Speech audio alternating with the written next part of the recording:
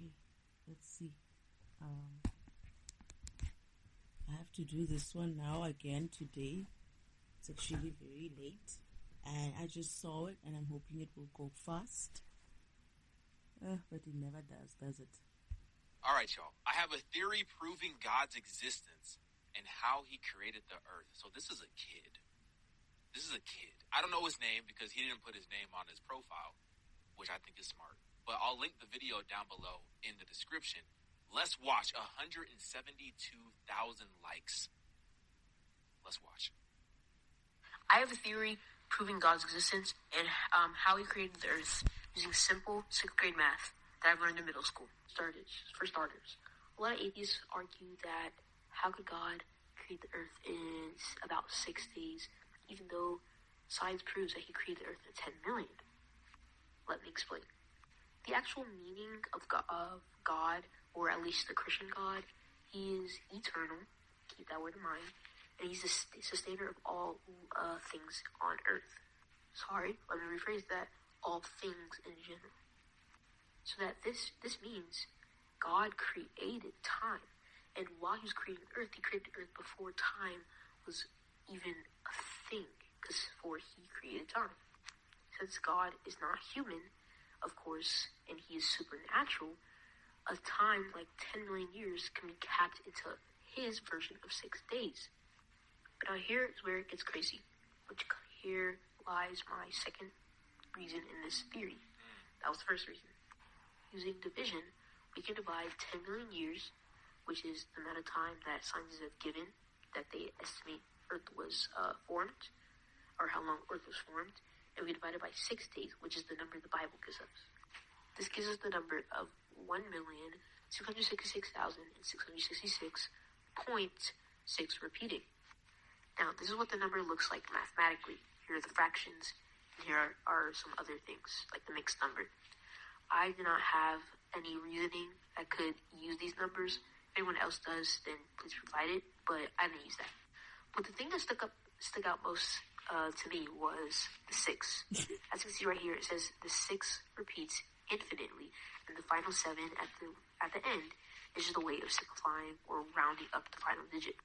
And you may be wondering, what does this number have specifically that stands out the most? It's the way the numbers are organized and the way they're put into this. In the Bible, each of these numbers mean a different thing. For example, number 1. This number in the Bible usually represents the absolute unity, primacy, and singularity of God. So just representing him as a whole, how he's one, there's one creator, blah, blah, blah, so on and so forth. Now, the number 6 in the Bible is usually used to represent humanity, imperfection, and weakness of humanity. Now, lastly, the number 7, which is at the end. Basically, this number just means the divine perfection, completeness, and spiritual wholeness that we can get from God. That's what 7 means in the Bible. Now, if we put this number into perspective, we can see how this honestly can make a message. Number 1, starting off. So there's one whole leader. There's one leader. It's unity. He has unity, things like that. And he's supreme. And then we have 6. Remember at the beginning when I said that the 6 repeats infinitely because it's a repeating number, right? And how 6 also represents humanity, imperfection. This can represent sin. You see, the cycle of sin repeats infinitely. We will always have the drive or sometimes the want to sin, right? And it's always in our flesh and we cannot control it. We'll always be tempted to do it. But see here, we have God that can fill that purpose, which is the number 7. Because the number 7 represents, his spiritual fullness that he can get, bring us. And you notice how number 6 is one number or one step away from 7?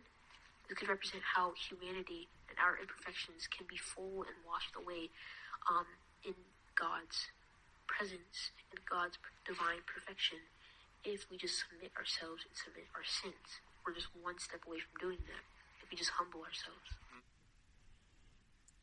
Okay. how Father showed me how he creates planets, right? Not necessarily specifically Earth. He essentially does a program, right? Perhaps the program will take him however time.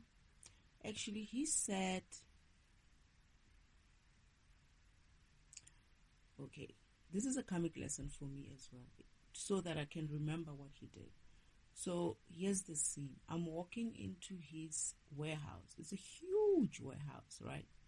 This is the warehouse where I'm saying he has all these big spheres. At the time, as a child, possibly around his age, maybe like, I don't know, 8, 9 or something like that, maybe. And I'm walking in there. I was looking for him. Mother says, no, go check him in there. That is his workshop, right? It's huge. It's like, it's not a normal workshop.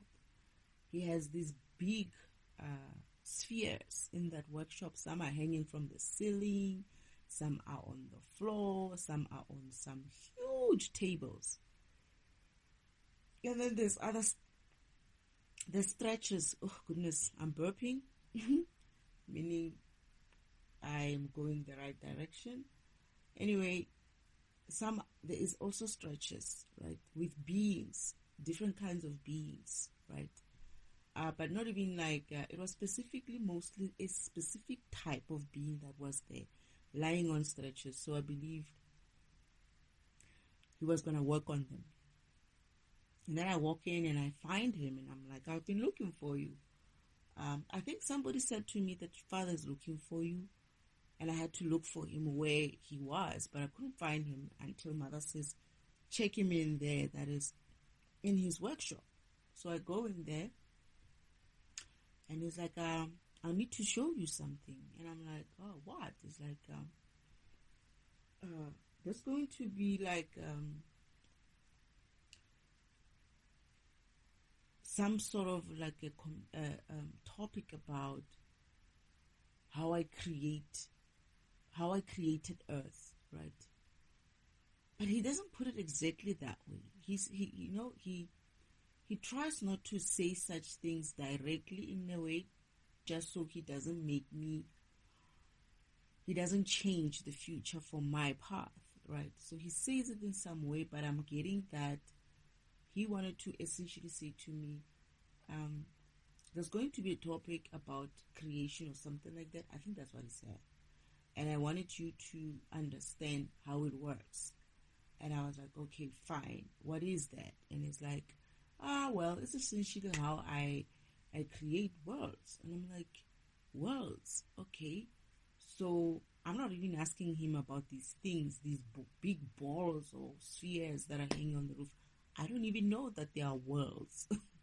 I didn't even know that they are models of worlds. And these beings, huge beings on some huge stretches, are also models, not even models. They are beings. They are real beings. They just switched off. So I said, okay, what is it that you want to show me? So he gives me my own sort of like laptop. And he's like, okay, I want you to see what I'm seeing on my side, right? So I have to remember what is it that he was showing me. He's essentially like guiding me to do something, right? And he's like, I want you to create the world. And I'm like, okay, well, okay. How am I going to be creating a world? I mean, I'm not a creator, right? He's like, okay, what kind of world do you want to create? And I'm like, I don't know, right? What do you mean, what kind of world do I want to create? So it's like, just think about it. What do you want it to have? Do you want it to have water? What do you want to have? What do you want it to have? And I'm like, I'm thinking about it, right? And I think I thought about a few simple things. Because now I have to kind of like think what I wanted to do a world. Like, it's almost like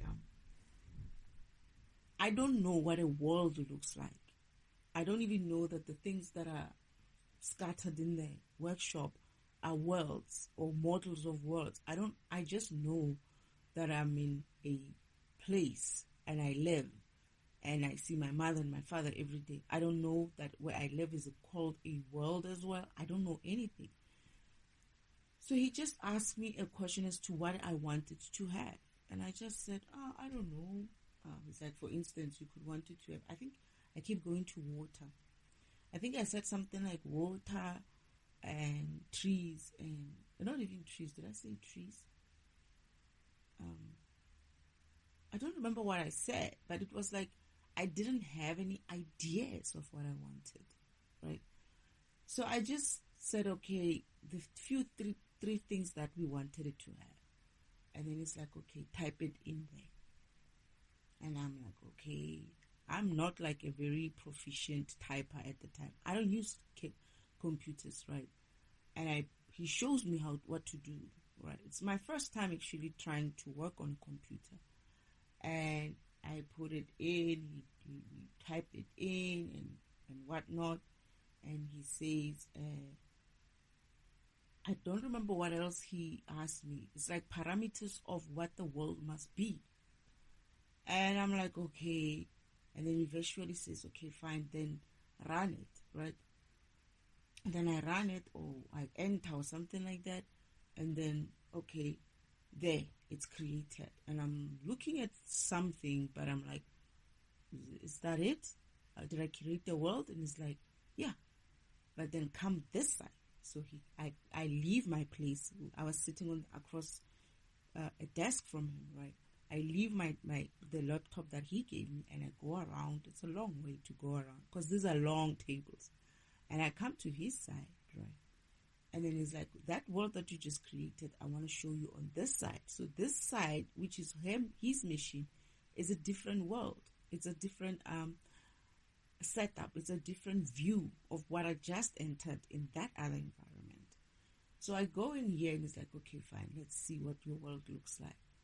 And then I see it and it's like, what you did there, this is what it looks like on the side. So essentially what I saw, I didn't see anything. I just saw what I could understand to be some sort of a folder structure, right?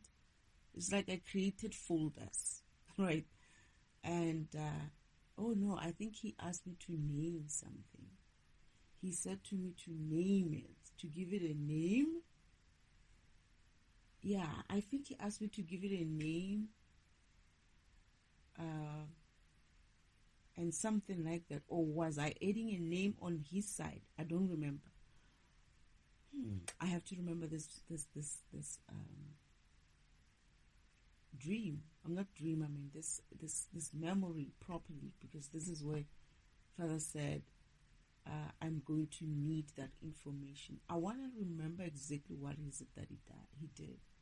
But let me put it this way. If you've used AI, maybe ChatGPT or AI Overview or something like that, where you just enter, create a world which has what, it's essentially that. So what you see AI as here, Father already had something like that in the spiritual world. So everything that we have here, it has been done before. Father has had it before, right? And I'm only realizing it now, right? When I start remembering what he did. So you just basically enter a description of what kind of world you would want and the names and stuff. And essentially that's what happened. And then it was created. However, I'm not seeing any world. I'm just seeing structures and whatnot. I'm just seeing like words on his machine. I'm not seeing a specific ball or a specific sphere or a picture of some sort of a world. I'm only just seeing folder structures happening. Fine.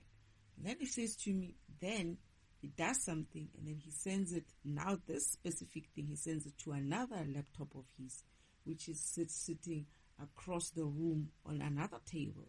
And he says, let's go that side. And we go there. Now, where we're standing now, there's this huge ball right next to that machine. It's it's sitting on the desk, but next to it is another machine. That is another laptop kind of a machine. He goes in there and he says, now the only thing I have to do is to implement it. I was like, oh, okay, you implement it. It's like, yeah, I'm going to put it live. And I'm like, oh, you're going to put it live? And it's like, yeah, don't worry about it. You'll learn about it when you get to Earth. I was like, oh, okay. And then he processes it, right? And that's it. It's done. And I'm like, so what did we do? It's like, no, we just created the world. I'm like, that's it? It's like, yeah, that's it.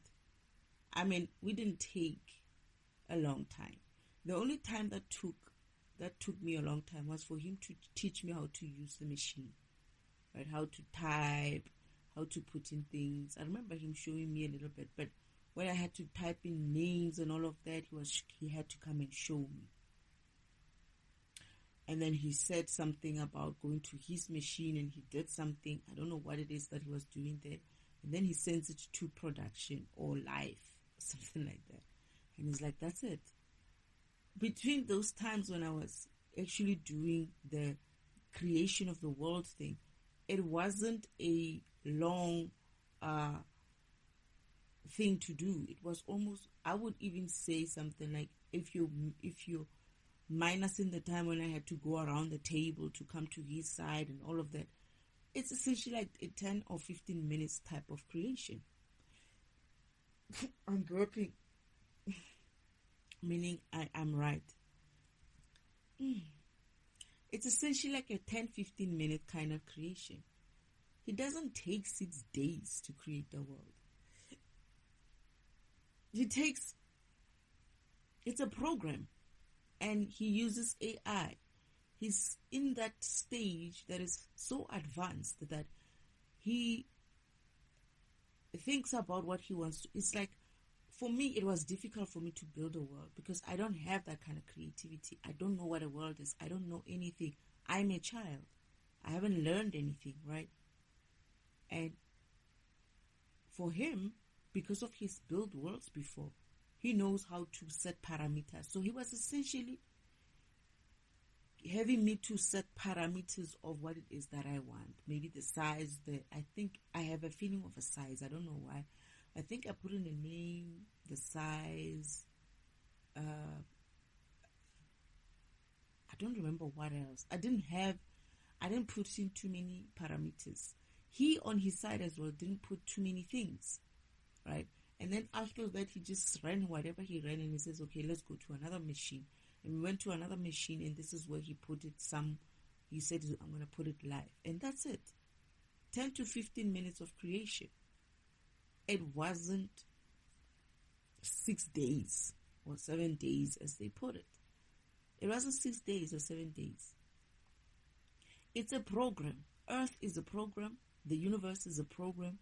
You are a program. Everything is a program. Now, I understand where this child is coming from because he's looking at it from a perspective of the Bible. Now, there's a story for the Bible as well. The Bible is created by the devil, right? That is Uncle Devil. Devil or the devil, right? You call him the devil. I call him Uncle Devil. He's my uncle. He's my father's fourth brother, right? He was created after mother. He's also a program, right? And mother is the first program that father wrote. So he came to earth and he was always busy with his shenanigans, obviously. And one of the shenanigans was to compile a Bible, right? When you understand that the Bible, the Genesis part, is something that he wrote along with his partner who were putting together this Bible. And when you understand that the Bible itself is a group of it's journals that people used to write in those times when they were journaling their spiritual journeys, right? When you're on earth, what they were experiencing and all of those things. Uncle Oman went and stole those journals, right? Most of them were the first set of journals was stolen by Uncle Oman, and there were some which were of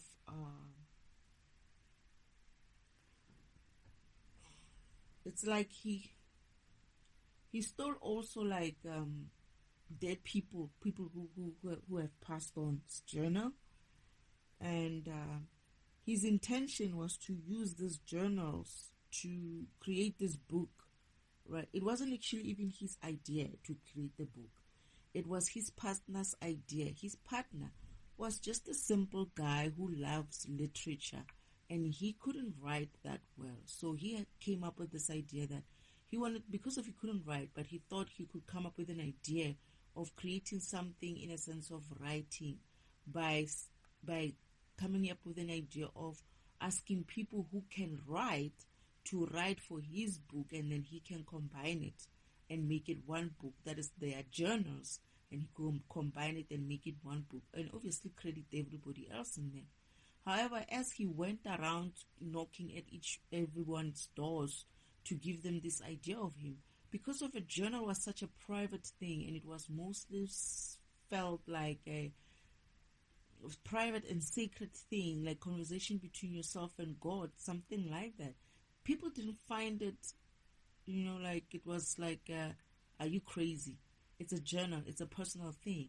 They didn't find it that exciting, or that even they couldn't even fathom even doing something like that. So they essentially turned him away.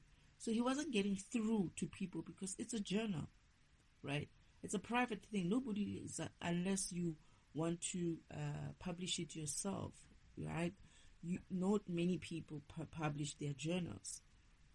So what happened was, because of he failed, he couldn't get through to people to give him his journals. He gave up, right? However, the devil heard about this man who's trying to bring this book together in that way, and he had his own ideas. He was like, I could use that kind of book. I'm not a writer myself, right? But I also can use that book. So he goes and approaches this guy. He's like, I heard that you're writing a book and you're looking for people with journals. This guy's like, yeah, but forget about it. That idea has crashed like that. I cannot even go through. People will never agree to it. It's like, what if I get you journals? Would you still continue to put that journal together? It's like, where are you going to get the journals? Because most people are not going to agree to give you your journals. Believe me, I've tried. It's like, don't worry about it. I'll get you journals. So he goes and steals three journals first. And these journals that he stole were of people that were living. No, one of them had died. I remember one of them had died. One of them was alive. One of them was someone who wanted to be, well, he is actually a writer. He's actually a program writer. I don't know what kind of program he is, but he's a program that writes. He's supposed to be writing as a program. However, he wasn't a good writer.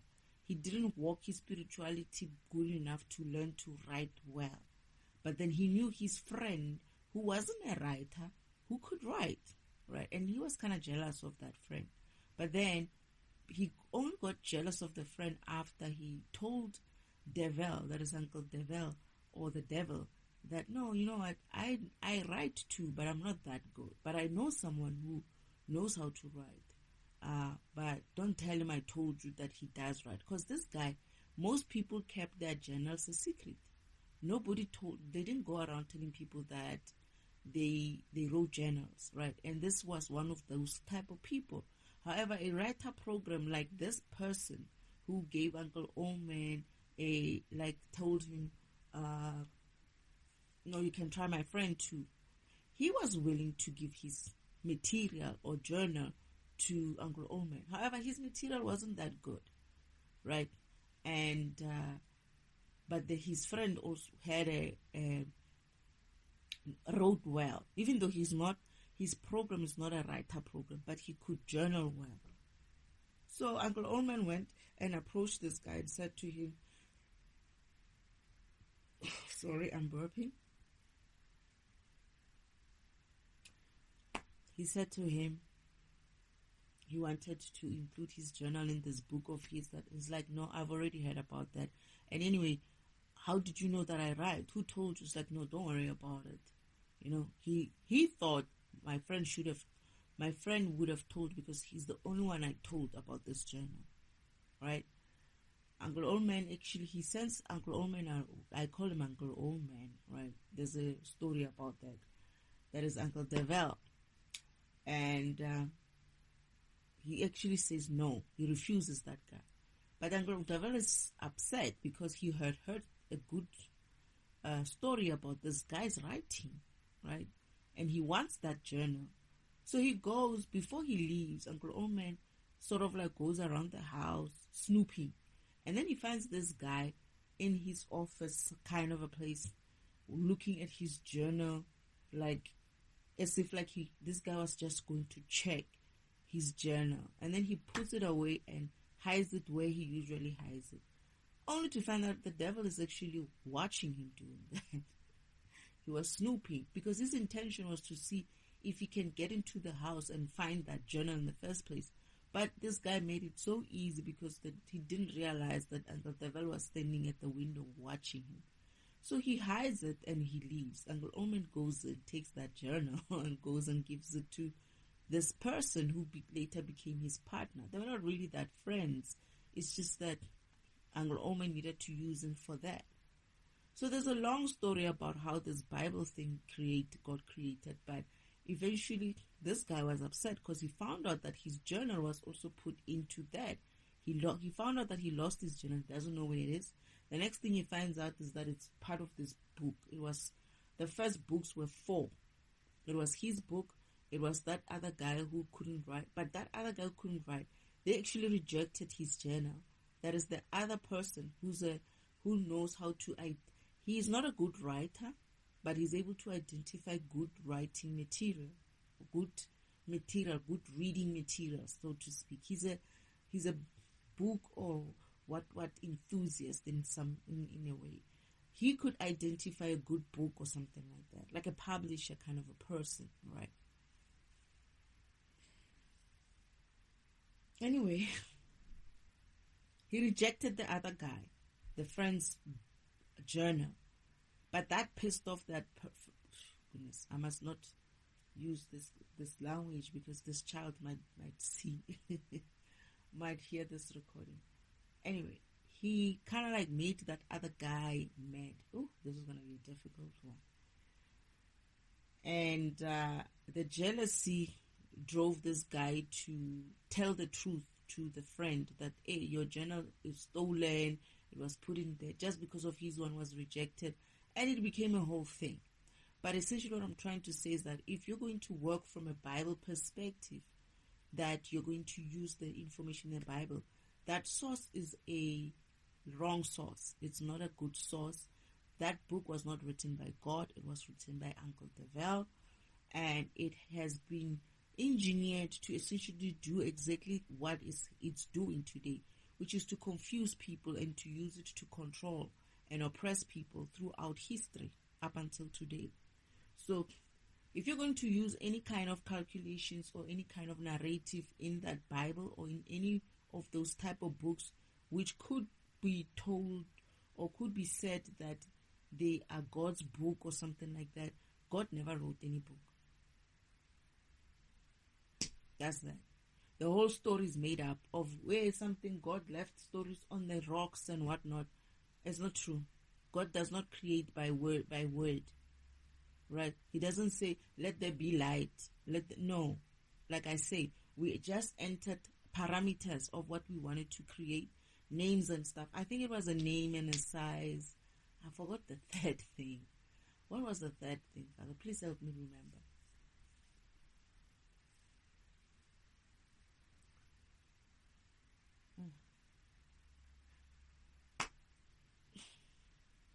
I forgot what it was, but it was like 3 things that I put in there. And then Father went and used those 3 things and typed a few things there. I don't remember what it is that it did in his machine. And then he said, okay, now we're going to look at it in that other place. And we looked at it there and it was done. He's like, that's the... I never even got to see what kind of world I created. I didn't even know. I didn't see it. I didn't even visit it. All I know is that Father said, no, it's done. It's created. But I get the feeling Father's going to prove to me which world it was. Or I have to figure out what world did I create. And I'm getting a very...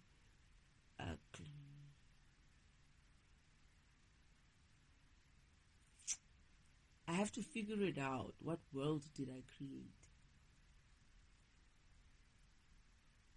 But it was AI. It was all computer stuff. It was all programming AI kind of stuff. It didn't even take longer than 15 minutes.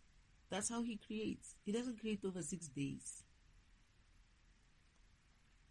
He doesn't create over 6 days. No, it's easy. He's so advanced, right, that everything that he's created up until this point, everything that you see in this world, everything that you're going to see in the universe, or everything that you're going to hear about in the universe, every technology that you hear or see, he has created it. In a sense of those concepts are his. However, he may implement those concepts into this planet or any other planet using a specific program. That is, somebody else might be born here called so and so, and that person could be the one who discovers email, or someone who invents internet, or who invents whatever it is that he was assigned to come into this planet to do.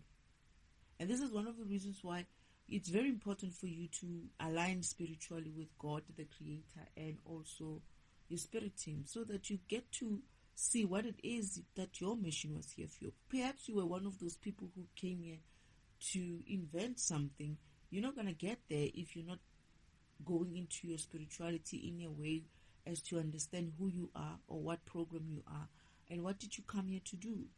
So you'll never discover that. You probably are not necessarily supposed to be inventing something, but you're supposed to live a certain life, or lead a certain life, or be of use in this environment in a certain way. But you'll never find that out if you don't walk your path, because that's how Father also enhances this environment, by bringing us into these environments with a mission to do certain things. Like this is me living my mission, right?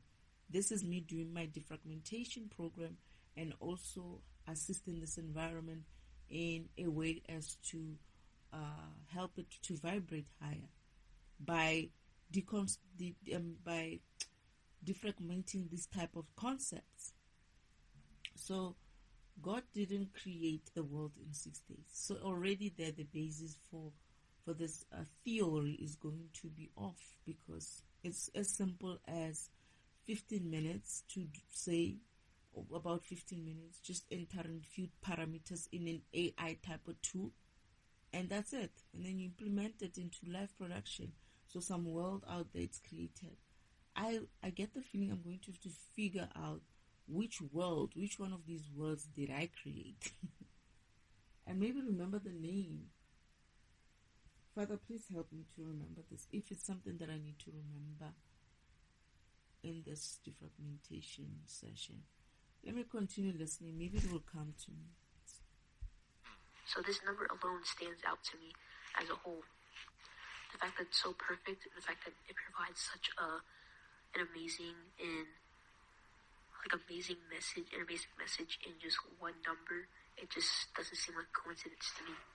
Last night I went on a whole tangent about this, and I fell down a rabbit hole, and I just really wanted to share this message to everyone, because I love expressing theories about the Lord. I love combining science and my knowledge about STEM into my faith, and just, of course, actually realizing and seeing, how does God blend with this, Because a lot of people do not support God because they can't find evidence to support him, and they don't find the want or need to support him because, again, there's no evidence. But I just like finding that evidence for them. It's also for my own personal beliefs, because, why would I follow something that doesn't have evidence? But regardless if I had this evidence or not, he has changed my life. I've seen the miracles that he's performed, not only in my life, but in other people's lives. But this is just one more detail that really shows how perfect he is and just why I'm following this creator. I would love to hear people's thoughts. I'd like to say to this young scientist, there's a recording or a meditation session that I recorded about how Father was saying scientists, psychologists and scientists need to evolve spirituality, their own personal spirituality, in order for their science to, I think, survive. So what the message there was that for any scientist, young, old scientist, whoever is coming from a science perspective, in order for you to understand that science of yours properly, you're going to have to evolve yourself spiritually first. In order for you to be able to see or understand God, you're going to have to accept yourself in a sense of understanding that you're a spirit self. You're a spirit before you become a physical being. Right now, what most scientists are doing, including this young man here, they focus mostly on the physical, on the evidence. There has to be evidence. There has to be something physical that I hear, see, feel, and whatnot. However, spirituality is a different ball game. It's like your physical proof, right, is going to come inside of yourself. That is, whatever you want to prove, you're not going to prove it by seeing it in the environment, in a physical environment. You're going to prove it by going inside of your whole yourself, your intuition, the database, the information that is stored within your program, because you're a program. Once you accept that you're a program and you start trying to find out what information did I come stored within me in this planet, that is going to be your proof. That is going to be your proof, because it's almost like this. Whatever you're looking for is not in this environment. It's not in a physical way. You are just here as a program of a physical body being. However, you exist first as a spirit being. So a spirit is energy. It's an energy, but it also has a program. That spirit, that energy that is presentable in a spirit form, in a spirit body, has been written with a code, just like code, normal programming code, to say this is a program that's going to work like this, and is going to have a spiritual body that has 2 eyes and 2 legs and 2 arms, blah blah blah, like a format, like how you see your physical self. In the spiritual world, you have the same format, the same look of your body. However, it's more spirit. That is, it's more light. And when I say more light, I don't mean as in like when you look at me in the spirit form, or you look at yourself in the spirit form, you see light. No, you see the person as if like they're still brown if you're brown, or you're still white if you're white, or yellow, or whatever color you are, right? However, your body emanates more light, has more light. It's more light. It's like how I would explain it. You know how Earth has a blue ball from space? Do you know how you look when the scientists show you that the blue ball still has some light? Although it's in a dark space, it's emanating light, that blue ball, Earth itself. You're essentially there. Despite you being blue or being yellow or being green or white, you still emanate light, right? It's the same thing. Earth as a planet is emanating light in that dark space. You yourself, you won't see it in that way, but you also emanate light in your brown, yellow, blue, green space. However, it's more dimmed in this environment because you're now having it in a physical body, so to speak.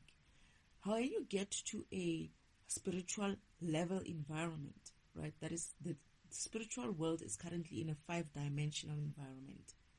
When you get there, the higher you go, that is when you go from 3D to 4D, you become more light. Your body, you become more spiritual body. you adopt more spiritual body light. When you go from 4D to 5D, it's even more light. 6D, same thing. 7, 8, you become lighter and lighter and lighter. But it doesn't mean you don't have a form. You still have a form. It's just that your form becomes more of a light, right? It's like things that used to prevent you to do certain things in the physical environment don't prevent you anymore. You don't feel... Okay, sorry. I'm burping. I'm trying to burp. I've been burping the whole day, and because of these videos, I don't have any burps left. And Father's just trying to push them. Anyway, what I was trying to say is, from a science perspective, if you think of light, right? A light, and you think of, you could be a brown globe, but you still have some sort of a luminescence in you. It's the same thing, that there will still be some light on you, but then you, God's or energy or spirit, which is energy, shines in that way. It doesn't care about your color, right? It still shines around you. You still shine, right? And when you go high vibrational, that is high vibrational in any dimension. Dimension meaning your deeper,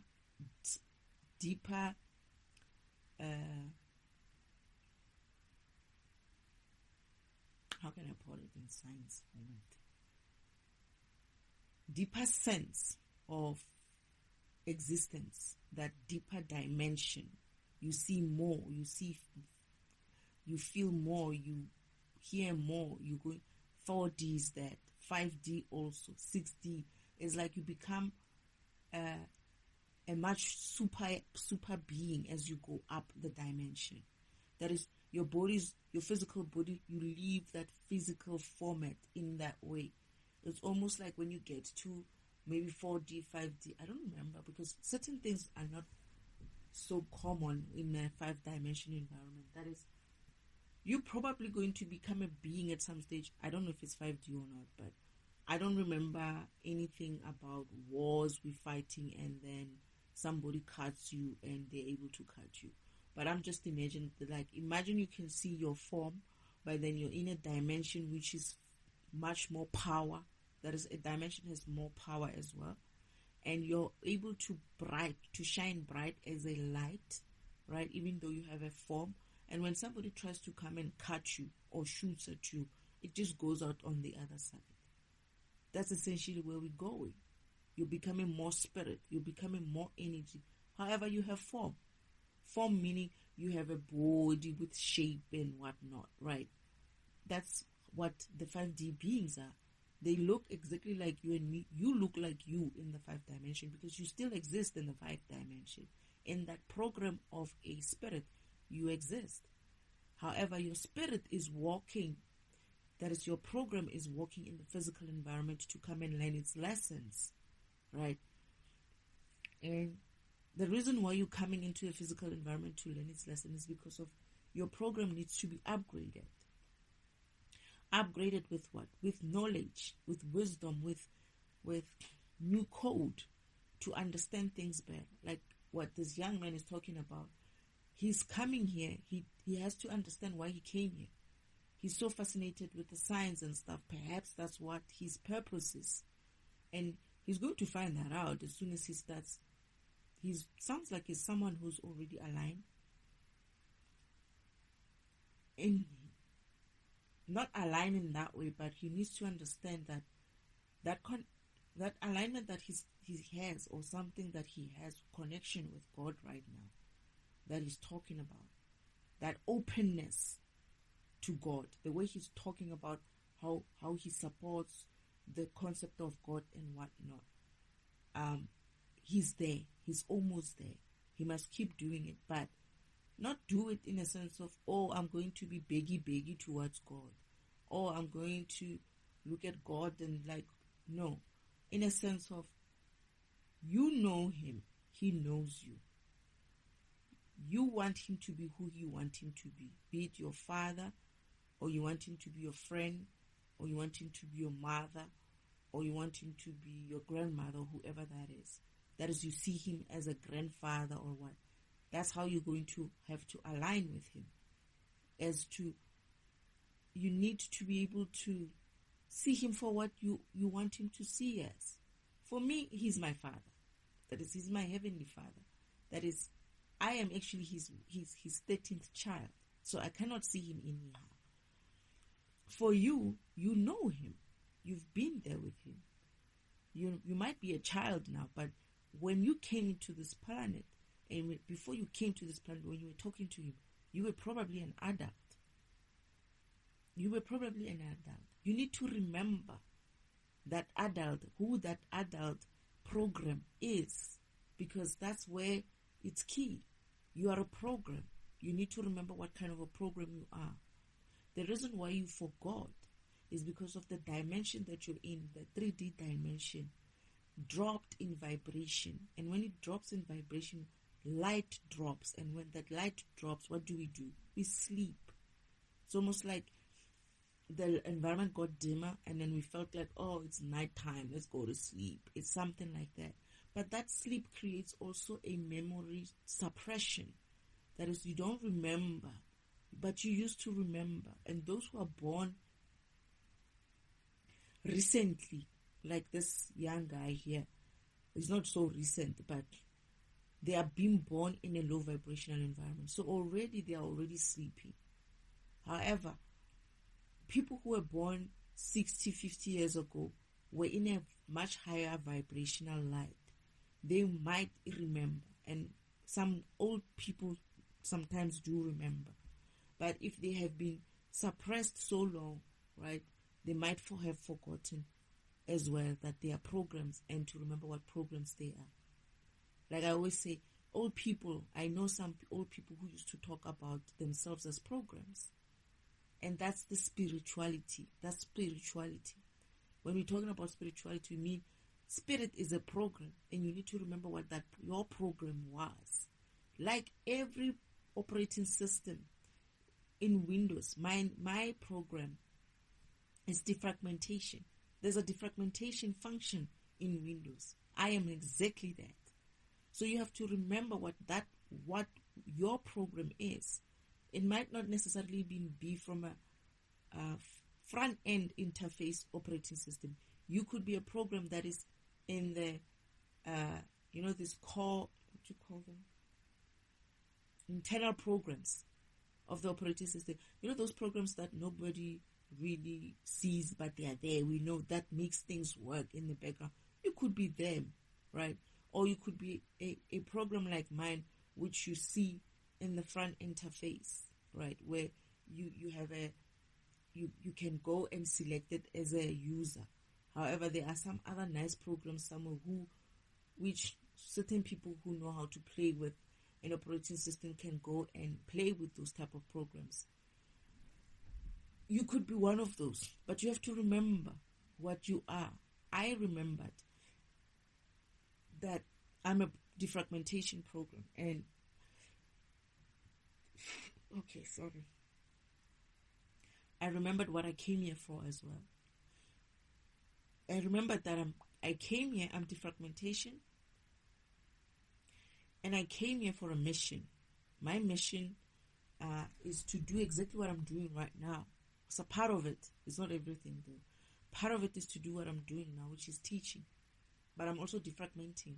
That is, I'm defragmenting this concept that this child is talking about. I'm taking it apart and building it back for him again, so that he understands that the book that he's referring to is incorrect. The knowledge that he's referring to is going to prevent him from finding the answers that he's looking for. And God is not in the Bible. He already knows him. He already knows where God is, right? He must use that connection that he currently has with God, because he sounds like someone who is very close to that kind of alignment, someone who's always living with God in a sense of he has him in his life in that way. I guess the confirmation for him in this message is that he's listening. He does hear everything that you say. Whenever you talk to him, he's listening. You keep talking to him. If you want the right information, if you want to get the right inspiration, if you want to get your theories right, he's listening, and you should be talking only to him. Well, not except for when it comes to your spirituality, I'm not talking about the other people. What I mean is you should be getting guidance from him. Ask him these questions.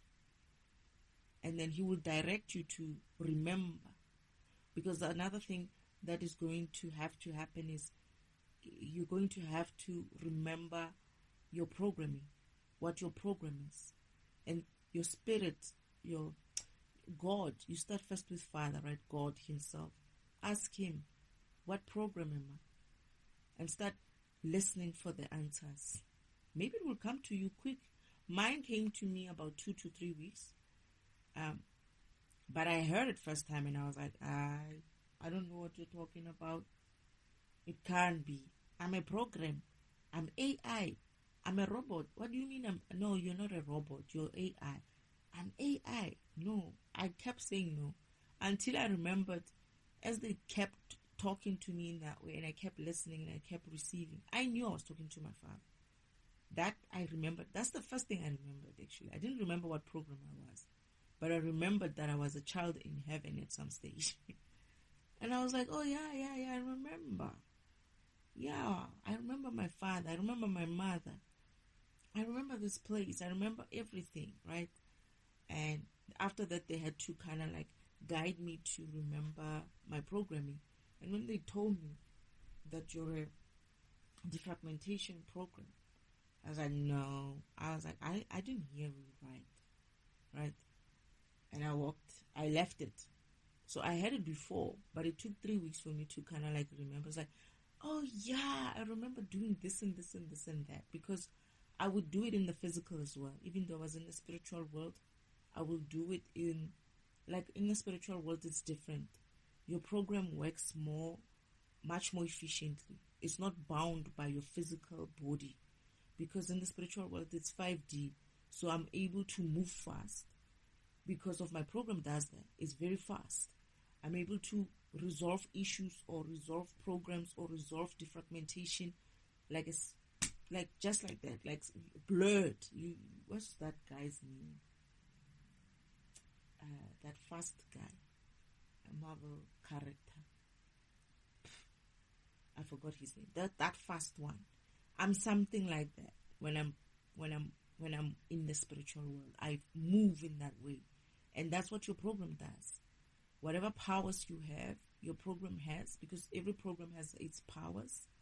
Whatever your program has powers for, when you're in the spiritual world, that is when you're light. You're more light.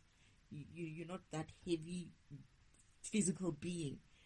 You move differently. That light is powerful enough to support you to be a super being, in a sense, in the 5D environment. So you think faster, you process faster, you see further, all those things become even easy for you to do, right? You're going to need to remember that you were once living in the spiritual world, or wherever you were. You could have come from another planet. You will have to remember that. So don't block that as well when they tell you, oh, but you actually lived in another planet. You're on a mission on Earth for certain things. Don't be afraid of such things. This world has taught you low vibrational shit, so that, goodness, I have to think about this. Boy is going to listen to this thing. This environment taught you low vibrational ideas and beliefs that make you fear certain things, like, are there people out there? Of course they are. Why would you think you're the only person here? Why would you think this whole space you would be the only people here? They're just making it. They were just trying to make sure that they control you. You don't go anywhere. Some of us come from different planets. Like I come from the spiritual world, although I've lived in I've lived in another planet, like 1, 2, 3, right? Yeah? 1, 2, 3. But I also have visited some planets as well. I would have to remember though, if I understand correctly. I remember the 1, 2 again that I've just visited. I didn't live there, so it's like more like work stuff, right? So you have been around. You could find that you might look like a 8-year, 10-year, 12-year-old boy in the physical environment today. However, when you remember yourself, you probably could remember yourself as an older person in another environment that is either a physical environment like Earth, or maybe another planet, not like Earth, but then it's a physical environment. Or you could also remember your spiritual self in the spirit world, that is in heaven, what people call heaven. It's a spiritual world. You have a program there. So this whole thing of I'm going to heaven, you're already there. Your spirit already lives in the spiritual world. You could be living in the spiritual world in paradise, or you could be living in the spiritual world in your spiritual home, which is not necessarily in paradise. People who live in paradise are usually God programs. That is, they are God-like programs, which is like programs which came into this planet or any other planet, and they walked their spiritual path. That is, they walked their programs to enhance their programs, to upgrade their programs, to become more powerful, right? And when they did that, they earn more energy. So when they earn more energy, they're able to spend that energy in a very grand way. However, you also might have energy. Maybe you still haven't reached your God status, because it's a journey for you to reach a God status. You do that walk that I'm talking about. That is, you align with God himself, and he will give you your spiritual team, or introduce you to your spiritual team if you have, or maybe he's your guide. I don't know. You'll find that out with him. Just be open. Open isn't like when you hear messages, when you hear something like, oh, this is you, or this, don't. Most especially, what I could say is, when you ask a question, the first answer you get is usually the right one. But if you have ego, you're going to be like, nah, you can't be saying that, right? And you're not gonna listen. But then it's fine. Don't beat yourself up. You move with that until such time you drop it. The next time it's going to be like, I still have ego. They say some things and I'm like, I'm not going to say that. I heard it, but I don't think you're right. And after a while, they'll force it, right? And then when I say it, and then I remember more, I was like, oh yeah, now I remember. And meanwhile, I have been saying like, you didn't say that. I didn't hear that. I didn't hear that part. Because of ego is what prevents you from hearing God. Ego is what? Science. Your science can be ego. Your Bible can be ego. Your spirit, your spiritual beliefs can be ego. Because ego is something that you put in front of God. That, no, I know science talks like this. I know I can do mathematics. I can calculate. This is numbers. I like it like that. If I don't understand it, if I don't see it, I cannot calculate it. Therefore, it cannot be real. There's no proof for it. Something like that, that's what we would call an ego. Or ego could be like, I know the Bible says this. This is what the Bible says. This is how I grew up. That would be an ego in front of God. Basically, when you align with God, you're going to have to drop all kinds of things that you've learned in this environment. It's like, you not that you think you don't know anything. It's like you have to be open that whatever you're going to hear there, right, you're not going to take it as, however crazy it sounds, you're going to take it for what it is. Think about it at least give it time to think about it. And it's not to say that you should take everything. I never took everything. I questioned it. I was like, what do you mean about this? What does this mean? What do you mean? This is why I'm saying I still have an ego even today. And it's this recording or this video is actually making me remember something. Because sometimes I do hear them say, it's this, and I'm like, I didn't hear that part. I'm going to pretend I didn't hear that part. And they're like, it's this. And I'm like, I'm not hearing that. But eventually I have to hear it. It's like when they say something, you sometimes feel like, it can't be. It can be.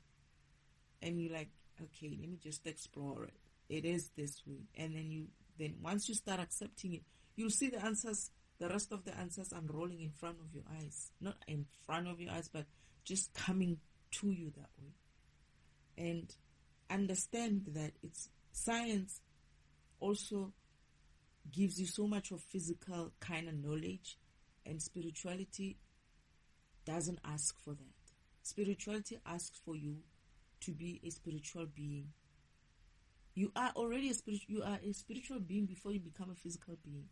Your spirit comes to this physical environment to live its path, to ascend spiritually.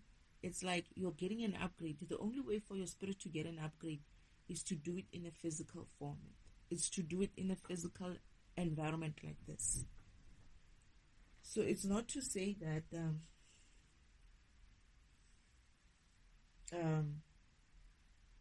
you may be a physical being now, but going forward, when the world upgrades to 4D and 5D dimension, you're going to be more spiritual anyway. So you will choose whether you want to live in the spirit world, or you want to live here on earth, which is going to be a physical environment. However, you would still walk as a spiritual type of / I don't know how physical you'll be, but it depends on that light, right? How you adopt that light, that 5-dimensional vibrational light. So yeah, that's essentially what I'm trying to say. The beautiful thing about him is that I feel like he's really in there, and he doesn't need anything else. He needs to not drop the science, but he needs to put the science on the side a little bit. Just go to God as he is, and have God direct him towards how he's supposed to use his science to prove him, if that's what he wants to use. If it's what he's supposed to, he'll find out what he is here for. Everybody's going to find out what they're here for. Who knows? Maybe this is that one child who's going to prove God scientifically. And your program is probably programmed to do that, but you're not going to know that if you put physical limitations, because science is going to give you physical limitations, which is what? Can you see it? Can you hear it? Can you prove it? You know what I'm saying? Those are physical limitations. It keeps you here in the physical. However, spirituality is something where you have to remember it, in a sense of, all right, so I'm a spirit being, and I'm here in the physical environment. I'm here to upgrade my program, and I don't remember what my mission is, and I don't remember what my program is. So can you help me out, Father God, or whatever, whatever you want to call him? And he's like, yeah, let's do this, right? And you do what you need to do, whatever guidance they give you. Perhaps you're going to see it in your environment. Perhaps you're going to see it most of the time you're going to pick it up even in your behavior, the things that you like to do. How would that equate to a specific program in a computer system? Things like that will guide you, will give you key as to what you could be. But also, if you're hearing, if you have a spiritual hearing, intuition hearing, you're going to hear them when they say to you, you're actually safe. Like your program is safe, or your program is. I usually use copy and paste. I don't know why.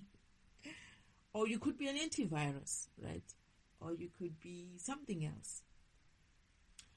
Whatever it is, you're going to have to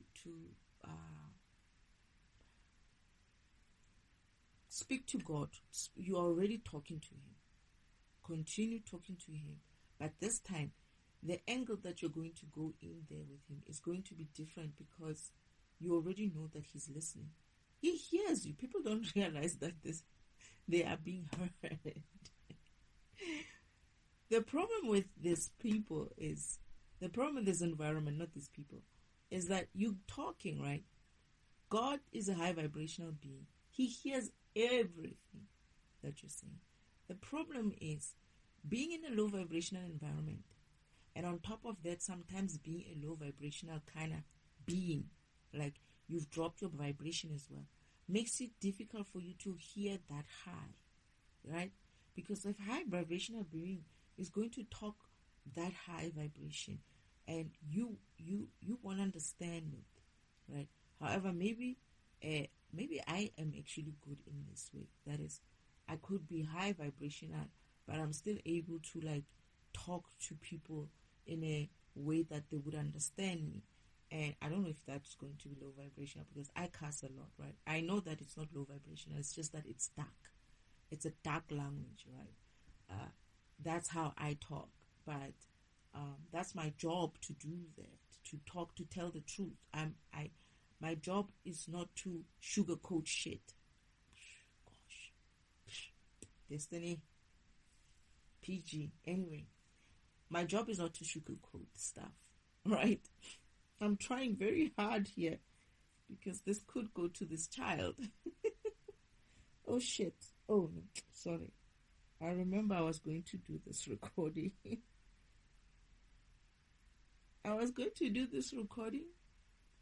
I think Father said to me, you're going to have to mind your language or something like that.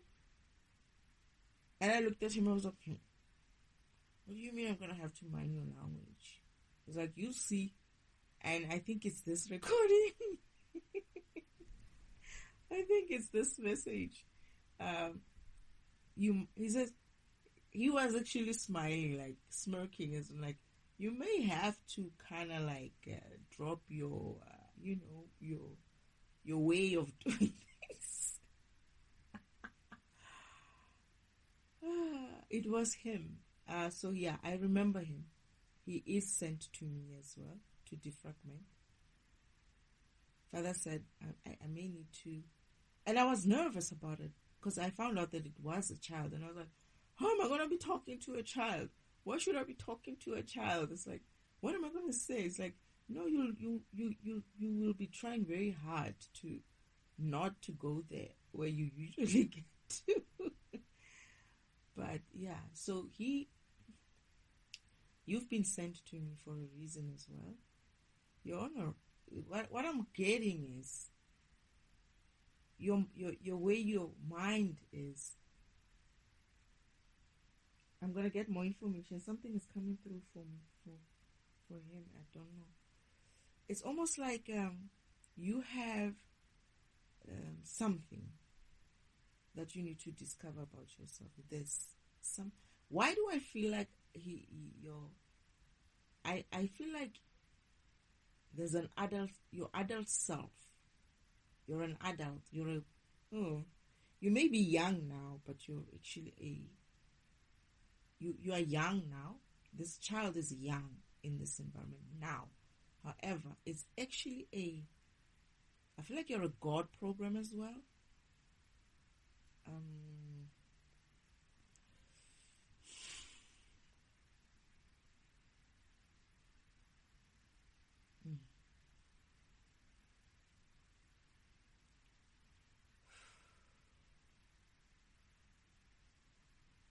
This is why I'm saying I kept saying, or before, during this recording, I kept saying you might be young now, but you're actually older. I feel like I'm seeing your older self in the spiritual world. Not even in the spiritual world, but I feel like I'm seeing you older. It's like I'm talking to a child right now, but I see a matured kind of energy. You're a matured energy. You're young now. You're still growing into your physical human being self, but your spirit is matured. It's older. It's not like me. Oh goodness, I remember this. You are actually older than me. Yeah, you're actually older than me because that's what I'm saying. I'm seeing a much more matured. Because me, from in heaven, I'm still a child. In spirit world, I'm still a child. You're actually older than me. You keep the same form. You're the same. You're skinny. You're not. You're gonna look more like the way you look now, just a little bit older. You look like you're older in your form. What is it about you? Something is trying to come through. Mm.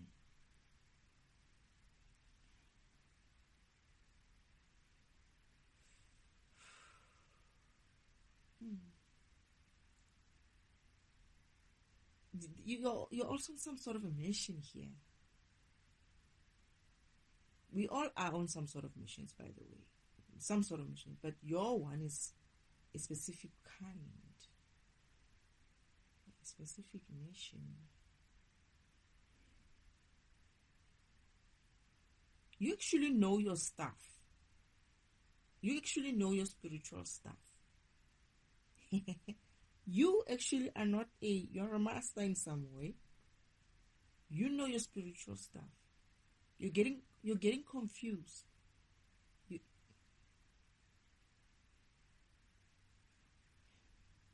You're getting confused by this world stuff. That science that you're talking about. Ish. I feel like there's another person here. A partner that you came here with.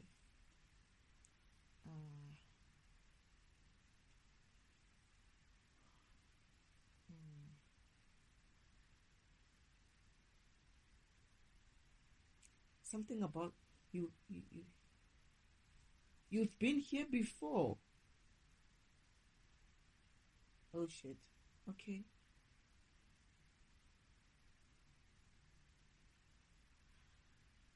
You're stuck in some sort of a reincarnation loop as well. Yeah. That's why you're a child now. You're not supposed to be a child now.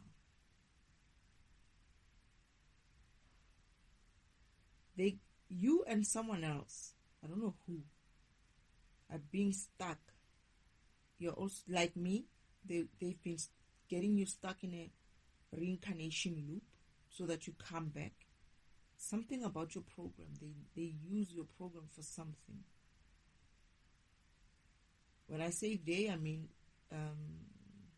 don't be scared about it, but it's this devil kind of people, devil kind of system, the system itself, the low vibrational devil kind of system keeps you in this environment, coming back into this environment.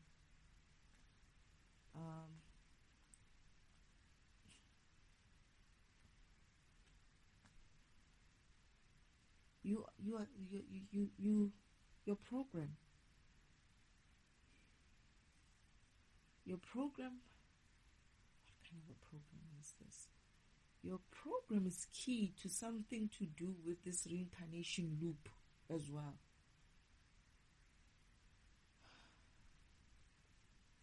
Hey.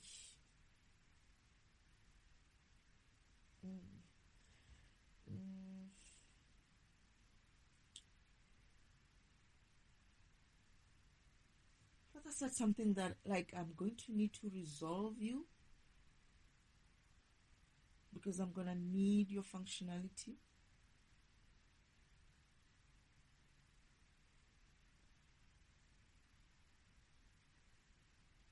He showed me as well that you've been reincarnated, like, recently. Obviously, yeah, you look like that. You look like you've been reincarnated recently, obviously. But this is what I'm saying. I kept feeling like I'm seeing your older energy, your more matured energy, your more matured spirit energy. That's when I'm talking to this guy. This is why he's so wise, like that. This is why he comes off wise like that. Like he's a child, but he's not a child. I don't know how to explain it.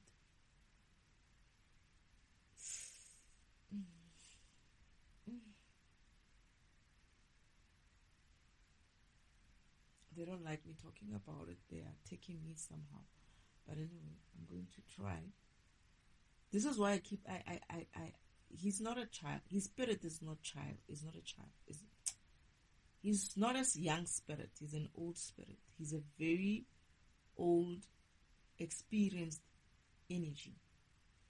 He has something to do with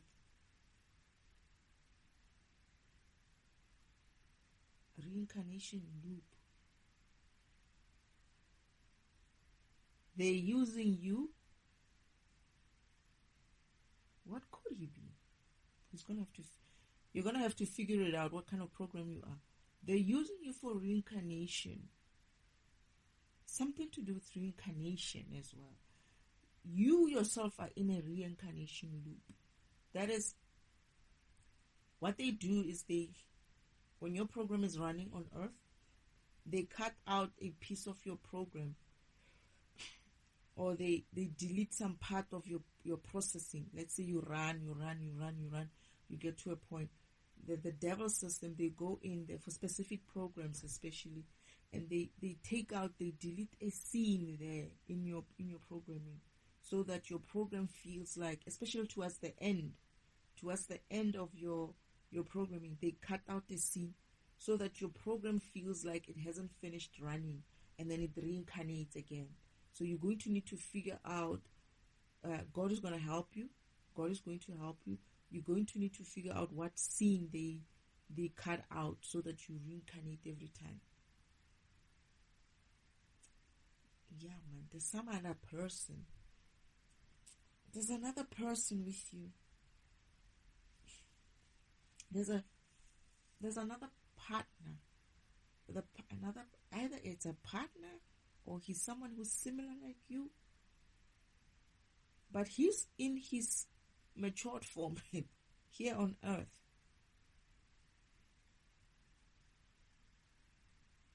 I feel like he's gonna laugh at you. He's gonna laugh at this child. He knows you, and when he finds out that you are a child now, he's gonna. When he sees you, he's laughing at you. It's like, I can't believe they did this to you. It's a funny scene, actually. This one. Sorry, dear, but you can understand what I'm saying. This partner of yours, right? He's a guy as well. He's gonna laugh at you when he sees you. He's gonna remember as well. He's gonna wake up. He's gonna remember, and then it's going to be because of you both of you are gonna remember yourselves. You're going to be, I don't know how to not use the adult words. You're gonna be upset. They are laughing. Oh, there's a third person. They are laughing. There's a third person. They are laughing at you for being a child, and you keep like, it's almost like they know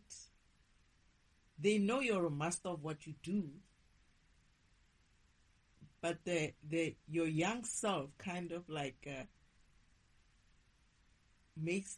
you're gonna work well together. You're gonna meet these people again, and you're gonna remember yourself. You're going to remember yourself. They're going to remember themselves as well. When you're working together again, that's when it's like, it's fun. It's kind of fun. It's funny, but it's, oh, shame. It's funny, but it's going to be a bit over. I'm sorry, I'm laughing at you. It's funny. Sorry. I must remember, but don't think of yourself as just a child. You actually have a very matured spirit, and you would be like that as well. It's like this person, I see him like holding his waist, having his hands on his waist, and is it his waist? Yeah, his waist. And it's like, I don't know how to take you seriously at this. Like, you talk like that, you're going to talk the way you talk, like coming off as like you know your stuff, right? And he says to you, this whole thing of you being young kind of like messes me up. I don't know if I should take you seriously or not. But I feel like you're the leader of the team. You get annoyed with him because he always feels like you're like, focus or something like that. Focus. You're supposed to do something, and this guy, you said something to him, and it's very, yeah, you are some sort of a lead in the team. What you said makes sense, so much sense, right? But then he's looking at this child talking this big things, and he's like, I don't know how to process this. Like, it's just not, it doesn't, Oh gosh, I'm burping. It means I'm getting a right memory. And he's like, I don't know how to process this. You look like a child, and then this big words coming out of your mouth, and you're not even laughing about it. You're just taking it so seriously that you're moving away from him. It's like, focus, like focus. We need to do this. You're so into mission mode, and this one and the other one are like trying to take you seriously. It's not like they're not taking you seriously. They know who you are, but they're also laughing at you because they know who you are. They know your matured spirit. It's like this. Let's say you are a team lead, right? A boss, the bigger guy, the older guy, right? The more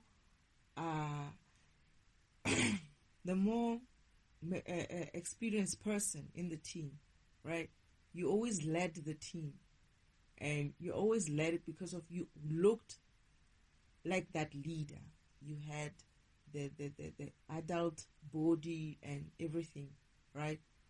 And they would take you seriously because you would get them to do what they needed to get to. You have that. Even now, listening to this recording, you have that. You're still that way.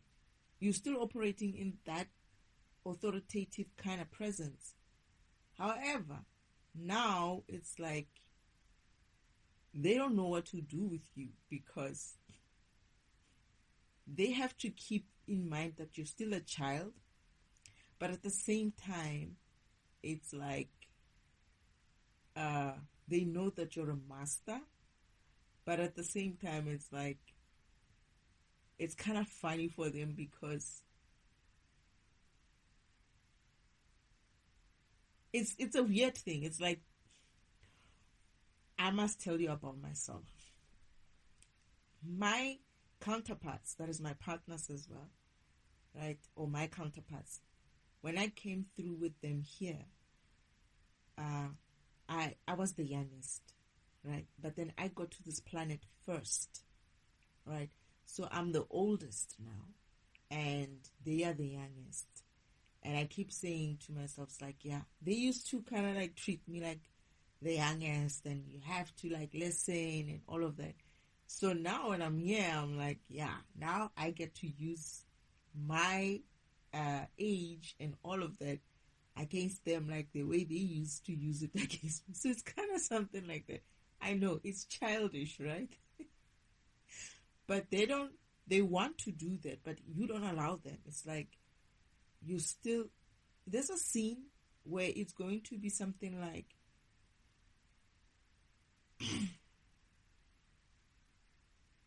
they have to act like they are your parents or something, but they're not because of you're young, they are old. Like in a mission format, you're young and they're older, but then you're the one who's giving instructions or something like that. And then they're laughing. I feel like they're laughing at you like, boss, this is like weird. It's like, it's as if like they minimized their boss. I'm sorry, but the situation is funny. I don't know. I feel like Father said to me, don't laugh.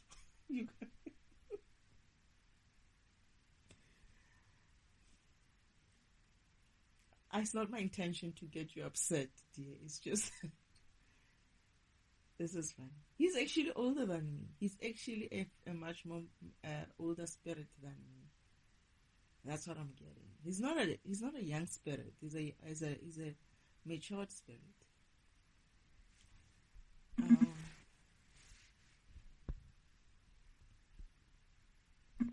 I'm just wondering now because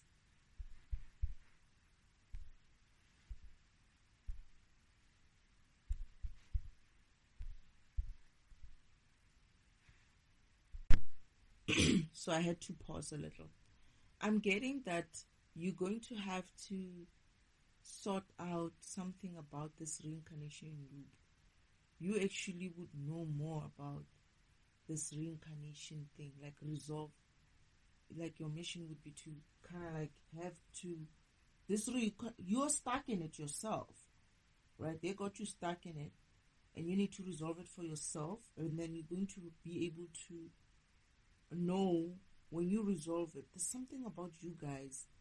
You're going to know how to resolve it for, like what it is and how it works and how to resolve it. Something like that. I don't know what that program is. You're going to have to figure it out. You're going to have to remember. Everybody knows what their program is. It's not a figure it out as in like you don't know and you're going to figure it out. You're going to remember. That is, you need to connect with spirit or align with spirit, right? That is, align with God himself and have him guide you. Okay, I'm burping again. Have him guide you towards the answer and how to resolve the gap there. They're going to show you everything that you need to see. It's almost like you know how to do what I do. Not exactly what I do, but you know how to walk spiritually far much better than I do. You're experienced in that way. That is when you wake up, when you not wake up as such, but when you remember and wake up to it, you walk spirituality like a master, right? You're not like me. I'm still a child, I'm still like trying to find my feet there. You are not. You've been doing this for some time. And maybe this is why you're so serious. You seem to be serious there. It's like I said, it's going to kind of, the word is pissed. When you realize it. And this other partner of yours is like, how the heck did they get you stuck in this? And I think that's what's pissing you most. Like, that's what's sorry, I forgot that as a child. That's what's gonna make you upset most. Is like, you are upset that they got the master himself stuck in something like this. But I do feel like you're going to resolve it. You resolve it. Yeah. But your friends, your partners, I feel like it's a man and a woman, right?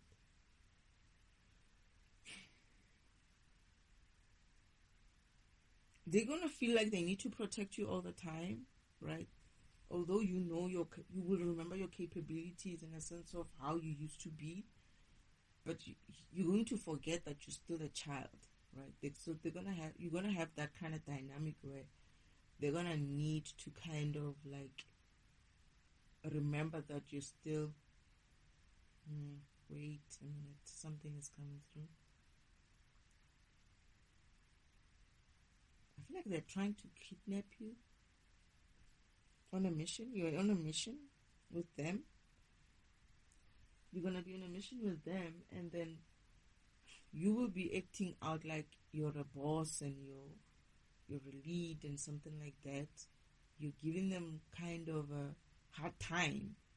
They're trying to make you understand that it's as much as they know who you are, these guys don't know who you are. But then as you're saying such things, as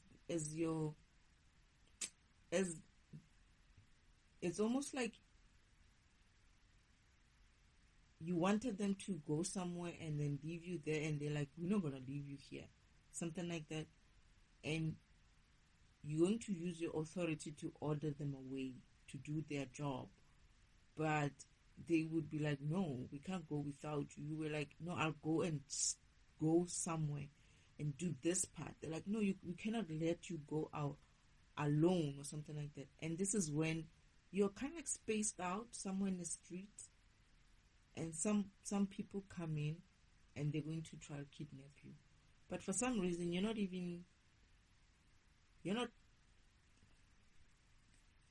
not too concerned about it. They tried to get away, but they didn't. They tried to get away with you, but they couldn't. I don't know what you did.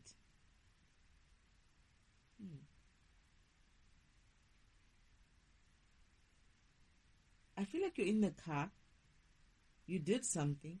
The car hit the brakes. The door opened and then you got out. I don't know what and the car drove away again.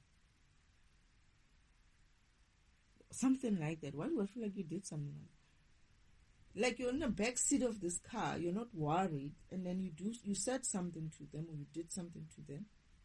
They look at each other.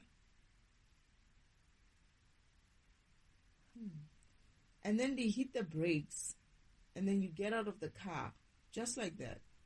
You close the car and they drive away. But these guys, your people, your guys, they were running after that car and they are surprised that the car hit the brakes and you just get out like nothing happened and you shut the door and they leave. Something like that.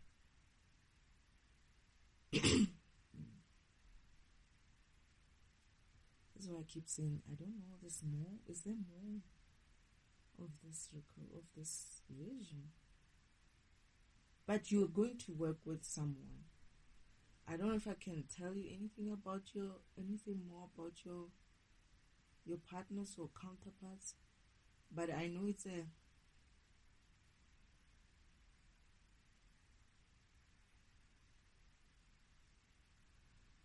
white woman with short hair. You know, like I don't know if it's a bangs? Is it bangs? Not bangs, but like a wavy kind of cut. Short hair. Wavy kind of short hair. This other one, I cannot tell. He's not exactly white, but yeah, he's not exactly white. He's not black either. The guy. But the woman is a white woman. Blonde hair. Blonde hair. Maybe with highlights, with waves. She's younger though. She's also younger. Now the older one is this one guy. This guy. She's not too young, but they look like this around the same, not around the same age. So right now the age could be the other guy is older than you guys, but not too old. He's a young, maybe mid-30s, 35 or so. The woman could be like 28, something like that, 20, or even 25, 28, and I don't know how old the child is. So it's that way. It looks more like that. That's going to be the dynamic going forward. I don't know when that would be for you, when you find out or wake up to you're obviously going to have to walk your spirit. I feel like it's you who's going to wake up first. Remember, and spirit will guide you how to find. Why do I feel like they are not far from me? I feel like they're not far from me. This woman seems to be working. It's like, I don't know if it's a scrap yard or something like that. Or something with metals. I'm seeing metal, but I'm seeing a lot of rust. It's high. I feel like I've been here as well. Why do I feel like I've seen this place?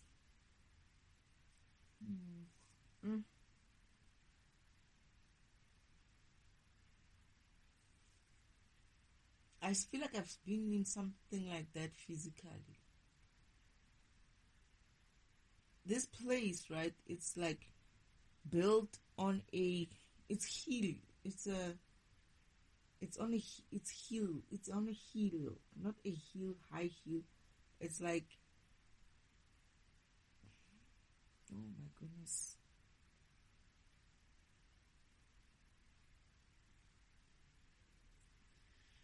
Oh, It's like on a, yeah, man. It looks like it's on a hill, but it's like a business area though. I don't know why I feel like I've seen this place. You know what? I'm not even sure if I'm talking about the right vision. Do I see any? Because I just want to figure out if this is a fake dream or not. Father was there. I didn't see my. I do think my imposter goddess sister is the one in the car. One of the people in the car is her.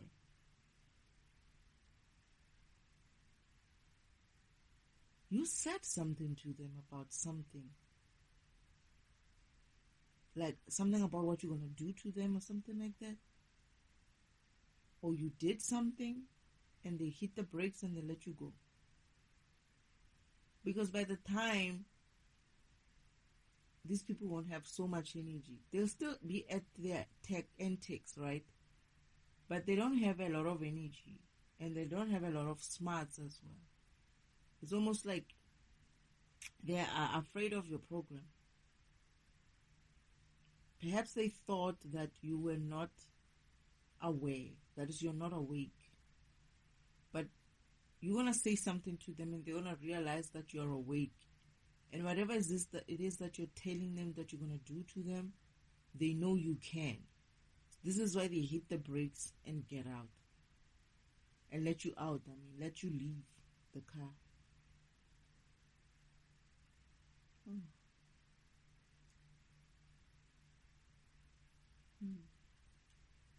All right. Is there anything else, Father? Let me just listen to this rest of the video so that perhaps I'll remember something extra to this. But I think the guy, the boy just is done with his part. Let's hear the rest of the video. I like hearing people who disagree with me. I don't want any arguments in the comment section, but I do just want to hear people's thoughts. I like hearing things that can challenge my faith and make me question my faith, so that way I can dive deeper into it and just grow stronger in my faith as a whole. I did say he's a master. I did say that. He does feel like a master. You can hear how he's talking. He knows he's spiritual. He is a spiritual master. He knows how to walk this path. It's coming out. I didn't even know that he's gonna say something like this, but this is what I'm saying, that I feel like this boy is not a boy. His energy is a matured, masterful kind of energy. Interesting. Keep in mind, I am a kid, so if I'm wrong about anything, then just tell me, please. Again, no arguments in the comment section, and thank you for your time. God bless. Hey, shout out to the young brother in Christ. He said, hey, keep in mind, I am a kid. Yeah. I am a kid. Hey, I'm going to tell you something, though. Number one, your parents should be very proud because they are raising an incredible man of God. I'm going to say that because at your age, I don't know how old you are. I'm just assuming maybe like 11, 12, somewhere in that range. Maybe a little older, maybe a little younger. I have no idea, right? At that age, I was not contemplating the scenarios and having these types of conversations that you're having and diving deep into faith like you are. I wasn't even of faith when I was your age. I was very much in the... I think it's because of the boy is a master. I think the boy is really he's experienced. And hence he is a lead for his spirit or his whoever he came with on this, whatever mission he's on this planet for. He feels very much very matured in spirit, and when you hear him when he talks, that he's okay. I think this is one of the things that Father said. He said he's actually not, he's like he didn't go out of his way. However, they got him by deleting that there's a part of his program process that they deleted so that they can make his program feel like or think like it's not finished processing so that he comes back. That's how they get us stuck in a reincarnation, a false reincarnation loop. There is a true one, right, where you're not really done and you would reincarnate, right? However, this planet, what they did, Uncle Omen or the devil himself, what they do is these specific type of programs, you might find that it's actually most people, they know your spiritual path, right? That is whatever path you came here to do, and they go there into your program. Like for me, they deleted a scene in my program where I was towards the end, where I was almost finishing my run, because Father says to me, you actually finish your process, you actually finish your mission, right? However, they deleted a scene in your program, so you keep reincarnating instead of finishing up and not coming back, because they delete towards the last part, not exactly the last part, but towards the last part, so that you feel like you're not done with processing. And yesterday, I was doing a recording where I figured out another piece of the puzzle that I needed to defragment in order for me to make sure that I don't come back here. So I had to have a memory or remember something like I'm remembering for him. I had to remember a part where it's a fake dream. This is why I'm saying you also need to figure out whether something is fake or not. The dreams are fake as well. There's some dreams which can be fake. And Father wanted me to realize that they added a piece of a fake dream there. And he said, I'm going to give you a gift, right? And I was like, he's like, you see. And that gift was a gift of memory. That is gift of the part which they deleted in my process. Father gave me that gift so that I remember that this is the part where it's actually something that I'm going to kind of separate from my counterparts, but it's only for a while, so that they can do a karmic lesson. That is, they can walk their spiritual path to do their karmic lessons before we come together, because they did something which they didn't honor their contracts, their spiritual contracts with me, and as a result, I wasn't supposed to go with them after the fact because their contract were cancelled. They didn't come on time. However, in that dream, I go with them. Therefore, I keep sharing in their karma as well. Goodness. Yeah. And because I keep sharing in their karma, it's like we're not moving forward. I'm not moving forward. They're not moving forward. So they need to learn what it is that they did, which was not part of their mission, and to learn a lesson, a karmic lesson for that. And once they have gone through that lesson, we can decide whether or not we continue with a new contract or not.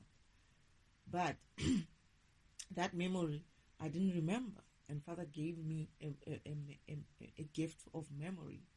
That is, gave me that information to say, this is that part that they removed from your process or from your program, so that you think you're not done and you come back. You keep coming back because you keep waiting for these guys to come back to rescue you. They never come, but even when they do come, you go with them. So they deleted that part and they added, gosh, I'm burping again. They added some other fake dream in there with a different counterpart. They manipulated that scene with the counterpart that they sent to me.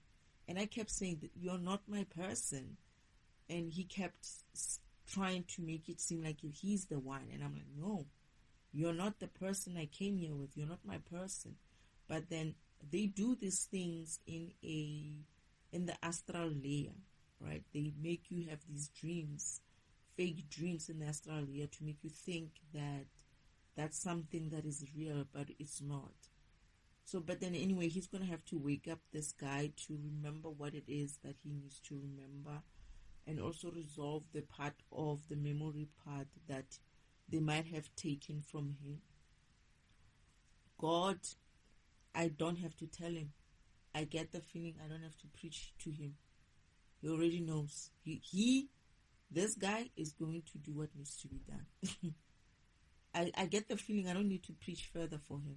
I don't need to tell him, oh, you're going to align with God. Exactly, I'm burping again. You're going to have to create all these things that I keep repeating to people. I don't need to do that. I can hear that I'm not dealing with a child here. I was very much controlled, manipulated, and influenced by my friends and what I saw they were into and what I saw they were doing. And I know one thing for sure. You are a massive threat to the enemy. And I just pray that you are protected in the spiritual realm. I pray that you remember the authority that you have in Christ. And I pray that you continue down this path that you are on right now, because I think it's going to lead to very incredible things. But for sure, you are a threat to the enemy. And as you continue to grow and cultivate this faith that you have, and as you continue to wrestle with it, and as you continue to be open to criticism and taking that back to God and examining it and studying yourself approved, it's going to be a problem. It's already a problem. And this is incredible. You know, I'm thinking two things. The first thing I'm thinking, Proverbs 32, or 22, that is, verse 6. Direct your child onto the right path, and when they are older, they will not leave it. There's so many of us who are believers. You have to understand something. Children are a blessing for the Lord, from the Lord. Children are a blessing from the Lord. And it's an opportunity for us to train our children up, direct our children on the right path towards the Lord, and develop individuals, human beings, who overall have this burning hunger and desire to express their love for Jesus Christ. And we need more of those individuals right here on this planet. Because I'll say something, and I wasn't even really going to get into this conversation, but from the standpoint of birth rates and from the standpoint of the dominant religion, Islam, Muslims they're on their way very, very quickly to take over from that standpoint, just based on the fact that I believe the average Muslim household, they have about 4 children on average, right? So you can imagine over time how that compounds and compounds and compounds and compounds. So I'm not telling you what to do with your family, but if you have an opportunity and if you are healthy, if you are able, have more children and raise them up and train them in the right way to know the Lord, to love the Lord, to be. Okay, I think from here onward, this guy was probably reacting to this child as well. So I'm getting this recording via him. However, some of the things that he's mentioning there, they're already raising an alarm for me with regards to him now. All I can say is, when you're having children and when you're guiding your children, make sure that it's from a guided perspective, that it's from a spiritual guidance.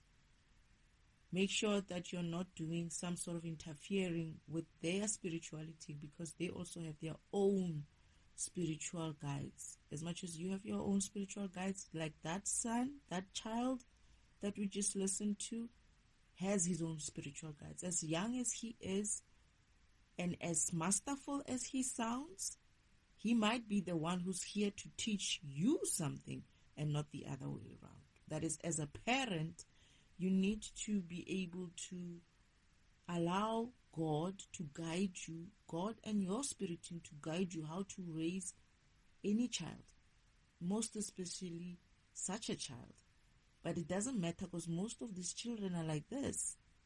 And I remember Father saying, am I allowed to say this, Father? I don't know if I should say this. But Father said that, okay, I can't say it now. Because he says this, he's saying this is a different story. This child is a different story. This is a reincarnation story, right? Him being reincarnated in that way where he comes back and does the same loop every time, right? He's not the only one. Many of us are doing that, right? And what I'm trying to say with regards to what this guy said is also aligning to God, the creator himself, the one who creates all of us, and having him assign you, your spiritual team, and having yourself walk your path. And in that path, there is guidance of how to care for those children. And when you do so, you are not going to be interfering, because there is a misunderstanding with regards to how people need to raise their children. I also thought that this is one of the reasons why I felt like I don't think I want to have children. I don't think I want to do that job, right, of guiding these young ones and, like having children and having to be responsible for guiding them. Father said, that's not your job. You would be interfering. That is, your job is to do as you're guided. Yes, that is, you will be guided how to raise that child, and the rest of it, it's up to God and Spirit team to guide that child in their own spirituality, because you could try to raise them the way you feel like you should be raising them because of you think your spirituality is intact, only to find that you're lacking. And to be honest, most of these children are not that way. He has probably forgotten who he is, right? He reincarnated, but now he's like 10 years old, and he reincarnated into a low vibrational environment. So he has forgotten. It's not that he doesn't know who he is. He knows, and he will remember. And just like everybody else knows what program they are. And everybody else is going to remember what program they are. So when you remember what program you are, you could be a program that might not necessarily be suitable for guiding your child spiritually in that way. That your child is probably maybe a hybrid between your program and the mother's program in such a way that it needs a specialized kind of guidance. That is, from the spirit world, your child could have other spirit guides in the other besides their ancestors, right? And you need to allow for that. Be mindful of it, of course. Be mindful of your child could have his own spirit team. Your child could have his own spiritual masters in there training him in some way. And your job is to be guided how to support such a child, like this type of a child, because obviously they have birthed a master in a reincarnation format, and I'm sure sometimes they might even not really know what to do with him, because it probably comes off like this, like he knows a lot, and he does. I can tell he does, but the science part of it, maybe it's part of what his program is supposed to be doing, but I'm getting that maybe he would do it in a better way when he is more aligned to source. And it's a simple thing. It's a simple thing. He's already there. He's already masterful in that way. That is, he's already understanding his spirituality in a sense that God comes first, and he needs to do that. That is, he mustn't put science as a proof of God. He must put God as a proof of his science.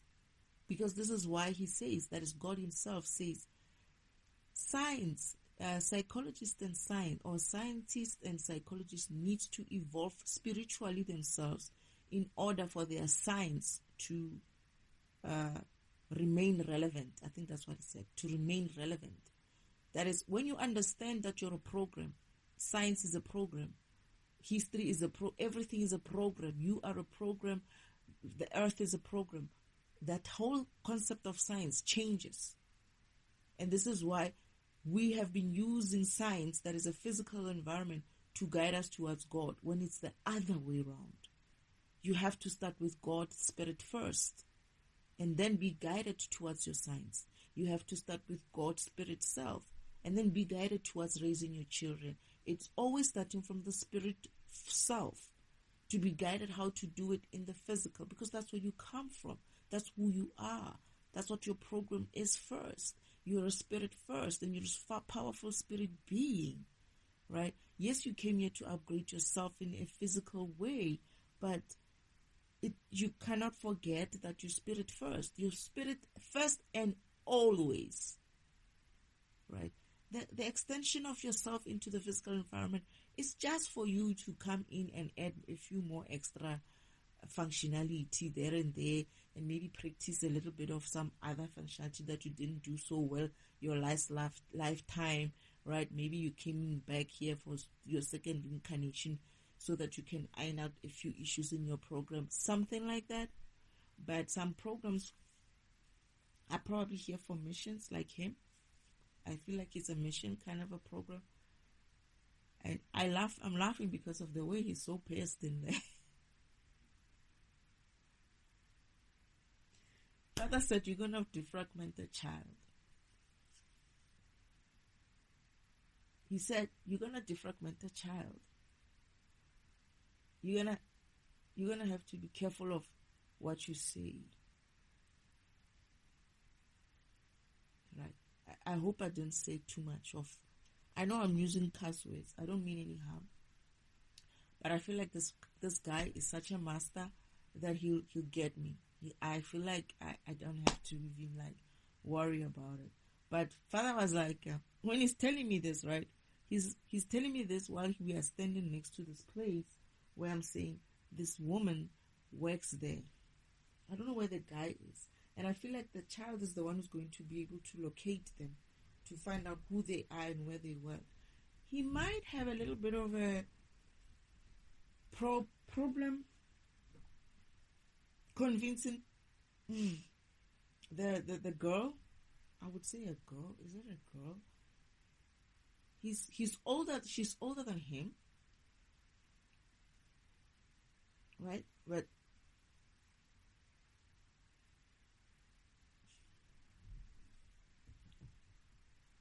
she's still also like a young woman. I think 25.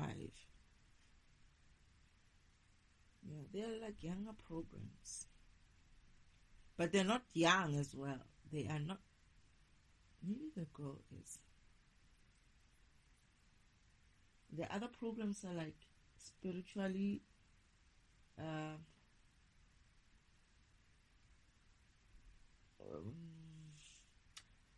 experienced. Okay. So let's finish off the recording. Bold to express themselves, to have the ability to think freely in the open, in public, and to wrestle with their faith and have these complex conversations. Forget about the fear of criticism. Forget about the potential of what people are going to say, but just the ability to express yourself and articulate your beliefs and your thoughts, especially at this age, is incredible. Mm-hmm. And we need more children. We need more human beings like this young man right here. The other thing I'm thinking, this is something that I tell my daughter. 1 Timothy 4, verse 12. Don't let anyone think of you less, or don't let anyone think less of you because you are young. Be an example to all believers in what you say and the way that you live, in your love, in your faith, and your purity. I think that's a beautiful statement.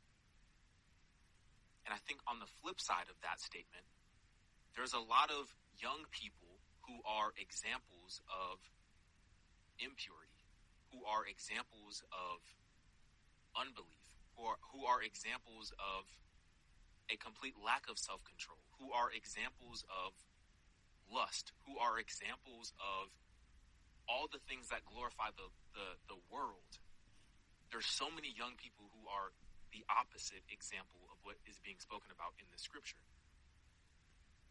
And the world being the world, oftentimes those individuals, if they're funny enough, if they're entertaining enough, if they're charismatic enough, if they have the ability to build something from an entrepreneurial standpoint, if they have the ability to apply themselves from an academic standpoint, then those individuals rise to levels of influence.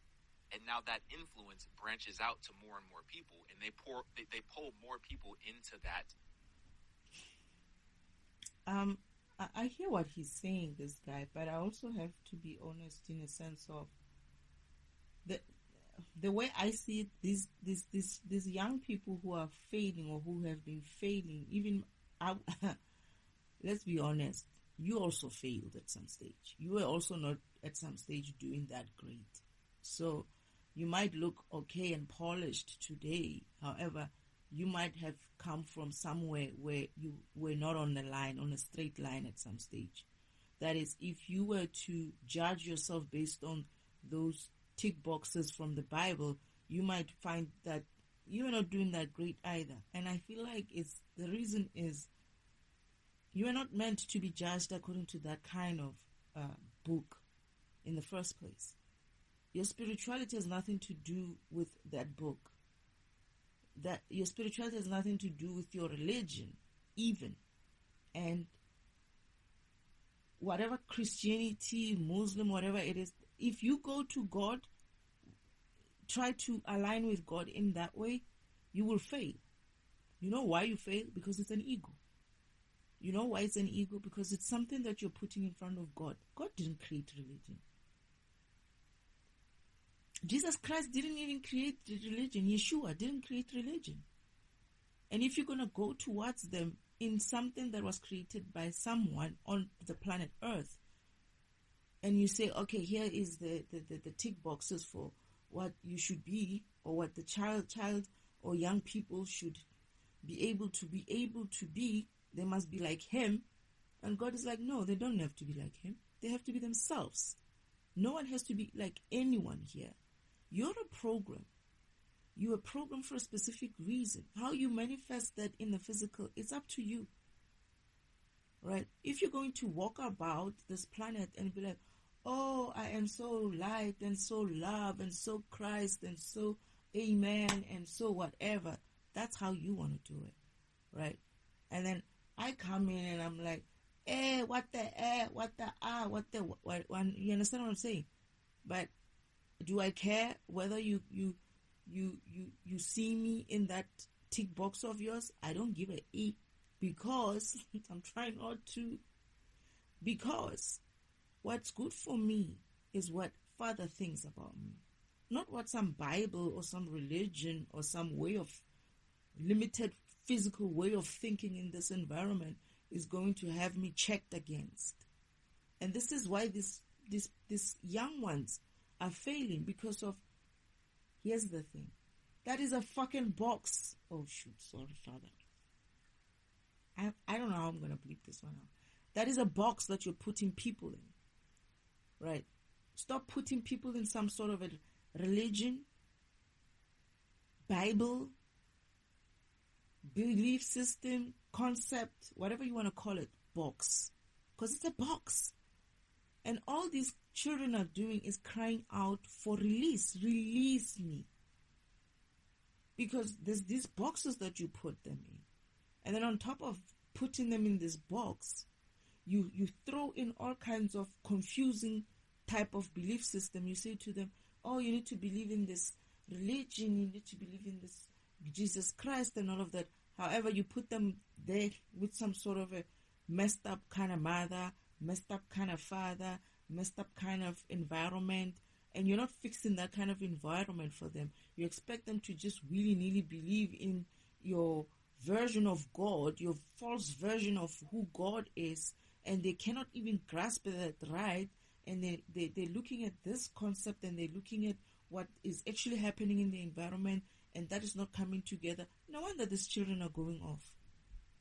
They're going to go off and do whatever it is, because nothing makes sense. People have been saying the same old crap about religion, about God, up until today, and still people are going dark. Still, this environment is going low vibrational.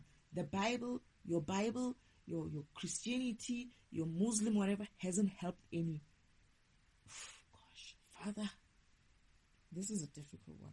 It hasn't helped this environment. If anything, it has added to this environment going way down in vibration. Because let's face it, those concepts are not real. If you look at the fact that you're a program, you were only here supposed to be spiritually walking your program, as in like not living under some religion, but living under some sort of your defragmentation program. That's me. Your powers, you're going to discover them. You're going to discover 1, 2, 3. You're going to act them out on this in the physical way, in this way. That's me. I don't have to be reading some Bible in order for me to be defragmentation. I don't have to be going into church to understand my spirituality. That is, I don't have to understand what Yeshua said when he came here first to align with Father. I just align with Father. I just align with my Father. I asked Father, I was like, what is this? Why are they saying that I'm supposed to be talking to you? Before I talk to you, I must talk to brother first. And he's like, no, not for you. And I'm like, but yeah, still. Why are these people talking to brother first before they're talking to you? He's like, no, they can if they want to. But if they want to talk to me directly, they can also. I was like, okay. I was worried that maybe I have to call brother first. He's like, no, you don't have to do that. You see what I'm saying? And this is the Bible telling people that you have to do this, you have to do that. Where else? Father has no real, as long as you're aligning with him, not in a forced way. Because, again, when you're doing it via this type of spirituality and these Bibles and this religion and whatnot, normally it's some sort of a boxed up, forced way of doing it, right? And that's the problem right there. Is that your Bible, your spiritual, your religion, right, does not feature anywhere there in the spiritual world. Trust me. If anything, it's doing more harm to my brother, Yeshua, in terms of Jesus died for our sins crap. It's doing more harm to him. It's stealing energy from him. Now, what about that? Let's talk about that. These kids have a spirituality that they need to be following. It has nothing to do with religion. It has nothing to do with the texts that you have in your Bible, right? It has everything to do with the fact that this environment needs to start vibrating high enough. These children needs to be understanding that they need to align with God directly himself and let him guide them towards everybody's going to have their own guiding teams. Your ancestors is mostly them. Why your ancestors? Because of your ancestors walked this path before you. They know how to walk this path before you. Okay, I burped again. So they're going to help you to tell you, this is how you're going to walk your path. This is how we walk spiritually in the physical world. We made a mistake here. You need to do it differently. They have that experience before you. They are you before you. They are your program before you. So they know how to walk that path to a degree. And this is why they're going to be in your team to help you get them through this new version of themselves, of yourself and of themselves as well. And that's what everybody needs to understand, right? That it's this they don't have to feel bad about not meeting some sort of a Bible standard or religion standard, right? They can look a certain way, they can be smoking, they can be prostitutes, they can be being in some murderous way, they can be rapists, there can be all kinds of what this religion would call you a sin or something like that. It doesn't matter. They are not that.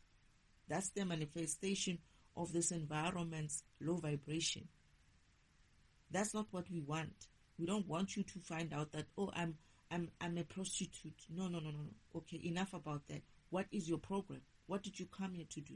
And sometimes when you go into that program level, understand what your program does.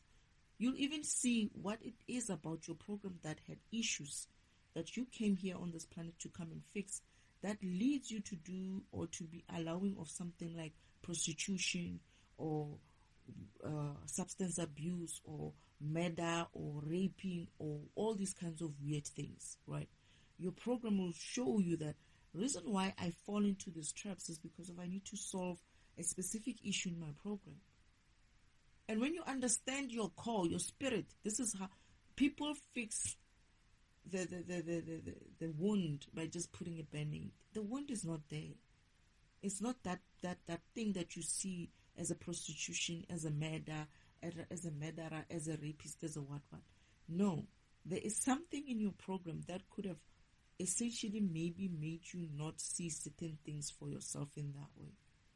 And when you go into your program, you'll understand that, oh, okay, maybe I had trauma here when I came into this planet, and I had trauma there. Maybe my program needs to learn to walk through trauma in a different way, right? Because if I don't, I normally just repeat this type of trauma. Something like that, right? This is why when you fix your spirit, when you fix yourself from a spirit level, your mind is healed, your physical is healed, your emotional is healed, and your life is healed. Even that's why I keep even saying, even your financial is healed. Because guess what? Your path, your spiritual path, right? The one that Father planned for you, that you're supposed to come and walk in this environment so that you can learn, teach your program to learn the lessons that it came here to learn, also has spiritual rewards, right? Those spiritual rewards, you get to them because of you've gained enough energy for your program to get to them, right? And what do those rewards look like? Those rewards could look anything from having a good husband, meeting your counterpart, your soulmate, your person, or having children, or buying a new home, buying a new car, having grandchildren. That's what's in your spiritual path.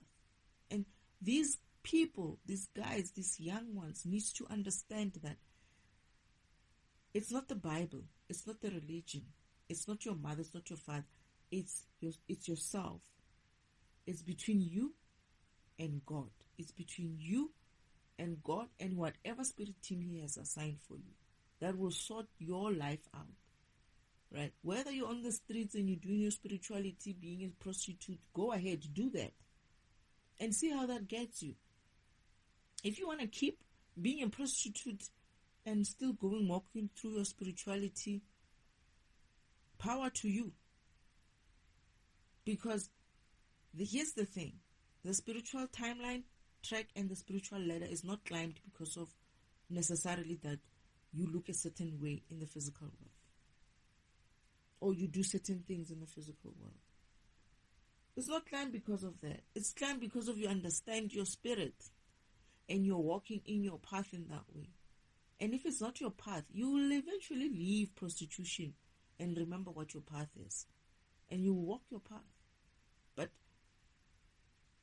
guiding, this is why you shouldn't be guiding them. Nobody should be guiding them, especially by using things like religion and whatnot. It's going to confuse them because those things are not easy for every program to follow. It's like this. Your program has its own recipe of what to do in life. And you giving your recipe to every other person, it doesn't help them. What it does, it steals light from them. And what that does, it causes interference. You are interfering in their program, right? And what that does is also creating a karmic debt. That is, religion in itself has created karmic debt. That Bible is the worst shit. Sorry, Father. Oh, gosh. Oh, Lord. It's the worst thing. Because it creates even more darkness. Because Any information you put into your system, into your program, which is not correct, it makes your program dark. It limits your program from understanding itself and processing the right information. It's like you are processing incorrect data, so you're going to output what? If you're processing incorrect data, what are you going to output as a program? You're going to output I wanted to call it something. You're going to output. You can do this, Destiny. You can do this. You're going to output incorrect data because you are processing incorrect data. You are adding into your program incorrect data, right? That is not verified by who? Who's supposed to verify it? Who's supposed to verify it? You. And how are you going to verify it? Source. That is God himself. You want to prove God, right? You want to prove if God exists. Go to God and prove to yourself. Nobody's here to prove for you. You're going to have to do it yourself. Everybody has to do it for themselves. If you're going to be like, oh, I want to hear what someone else says, how they explain God and whatnot, that's where you're going to get trapped. You're going to trip because of you're sending messengers there. And when you're supposed to be doing it yourself. And that is also kind of, in a way, what you're expecting to do is you're expecting to gain energy without working for it. And it doesn't work like that. The universe doesn't work like that. Universal law says it is illegal for anyone to live off anyone else's energy. Period. It's that. So you cannot expect somebody else to work your spirit for you, your spirituality for you. And you cannot expect that your spirituality will be similar to what someone else's spirituality is. That is, your program is the same way as the other program. The only common thing we have between each other, between each program, is God. Even our ancestors are not the same. Right? They might be similar in some places where they are interlinking, but your spirit team is not the same per se. The only common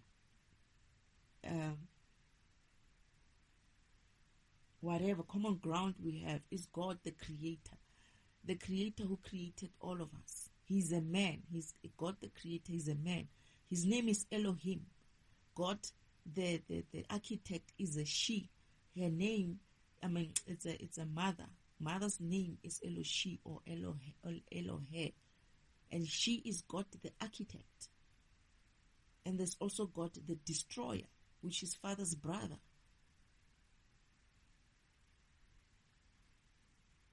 So, and there's two other gods, which are also my fathers. I have 4 fathers: God the creator, God the destroyer, and the other 2 which I still have to learn about, because I'm also doing my spiritual path. I'm walking my spiritual path. I still need to do my karmic lessons. Father said we will wait with them. You're not going to learn about them now. You will learn about them later. I wonder when he's going to actually teach me about my other fathers. And I do remember that they're going to come in sometime later for something. I feel like I'll be doing something else at the time. Something softer, something mission-wise, but okay. It's like I feel like I'll be doing some sort of a charity thingy. They're going to guide me. One of them is going to guide me through that. Yeah. And then I'll get to learn about how he works.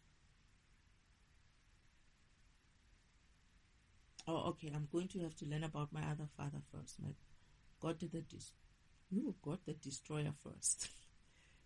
Okay. Well, after God the creator, I have to learn about God the destroyer. It's the same God. It's just that it's being discussed in a different format. Usually, the religion will give you one God, right? Which is God, right? But God, Father, the very same God that you've been praying to, has different aspects of himself. right?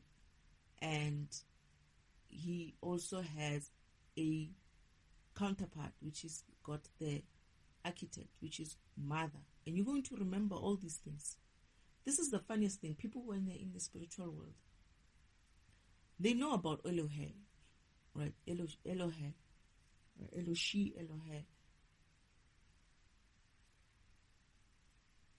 They know about her because in the spiritual world, mother is the one who's kind of like moving and about. Father is usually stuck in his warehouse, his laptop programming, or maybe on missions, right? But me and father used to spend time at home, in the house.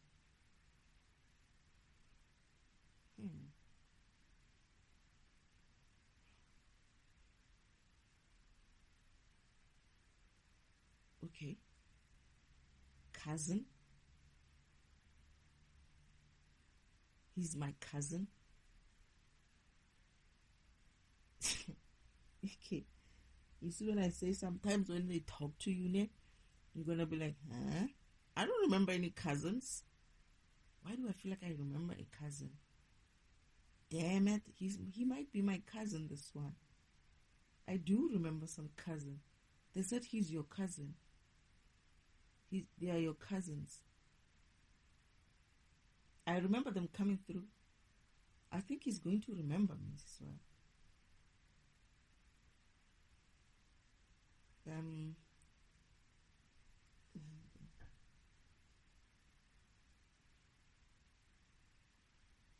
Yeah, I'm at home right now. I'm trying to bring this memory forward.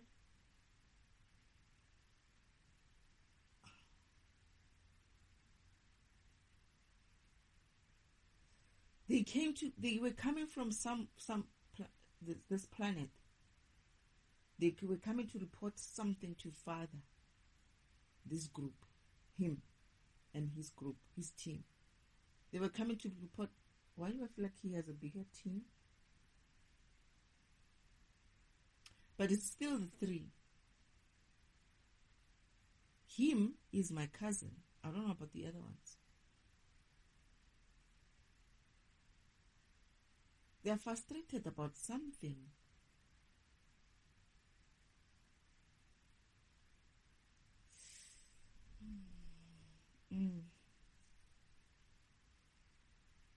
When I say him, I mean the boy, not the guy who's this video is for. The boy, or is it him? No, it's the boy. The boy is my cousin. I'm younger. He's older.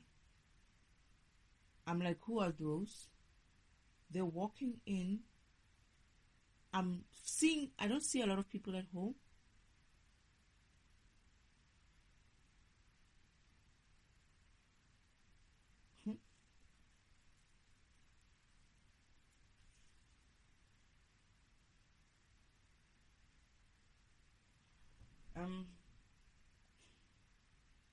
He's walking in, right? He's just walking in. Like,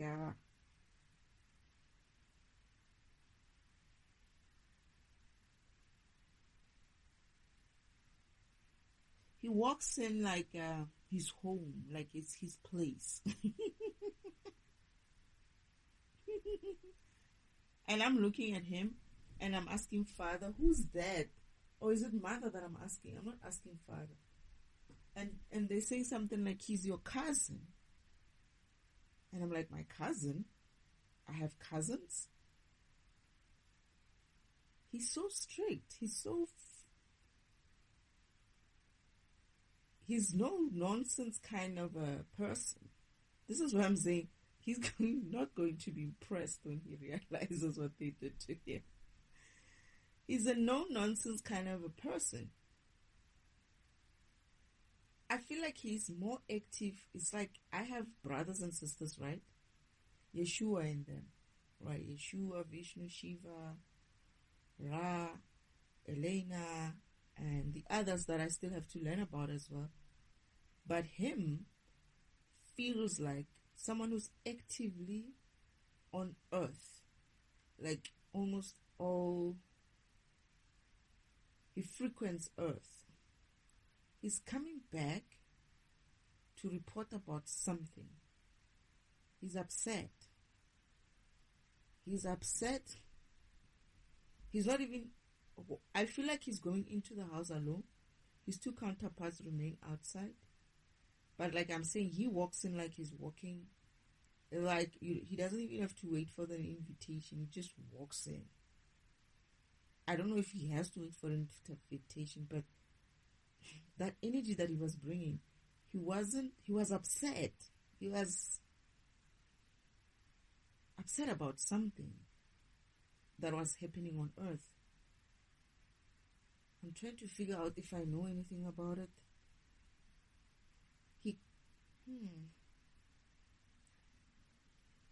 It's like they came in from somewhere and then they're crossing this field, not field, like lawn, right? And they're coming right into the house somewhere. I feel like I'm standing with Mother outside, but a little bit far. He sees us, he greets, but then he asks, I think he asked where's Elohim or something like that, or where's uncle or something like that. I think he said where's uncle.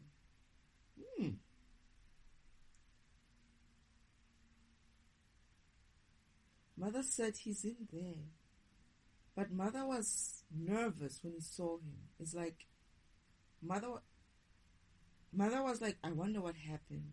Like Mother was concerned the way he was coming in, walking in like that. He tells these guys, wait there.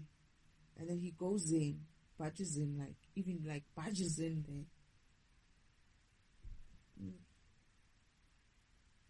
Okay. I'm trying to figure out what. Because I look at Mother's holding my hand and I'm looking at him. He's like, who's that? He's like, that's your cousin. I wonder why he's so upset. Yeah, Mother says something. I wonder why he's so upset.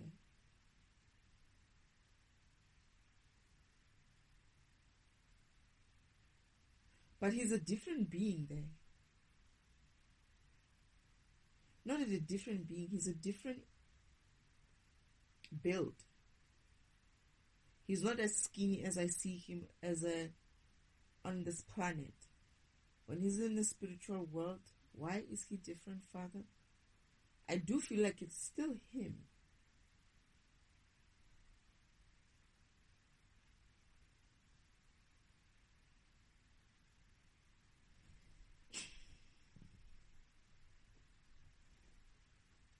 Mother's like, I wonder why he's so upset. It's like in the spiritual world, you don't even come in that energy in that way.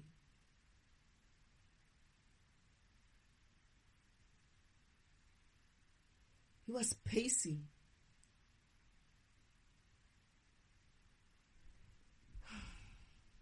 Yeah, I don't know if I have a continue. I just see his guys sitting. They're like sitting in the grass waiting for him outside.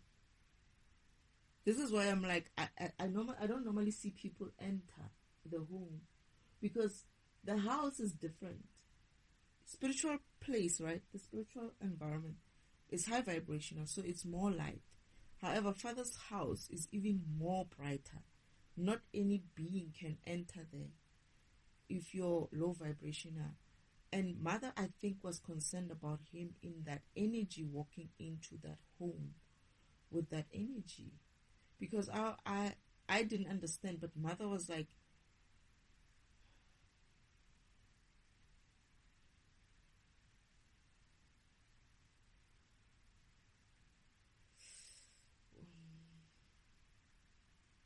they get out. Father, they're going to get out of the house.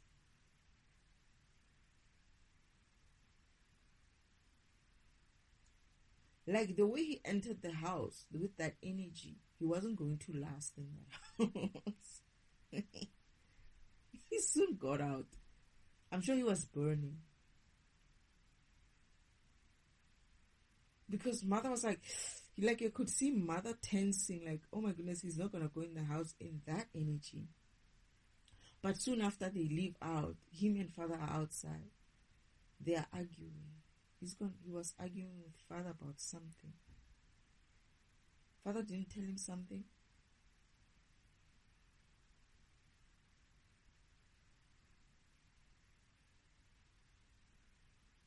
Do something. Father must do something. He's saying father didn't say something to him about something. And then when he leaves, it's like, do something. He's upset about something. I don't know what it is.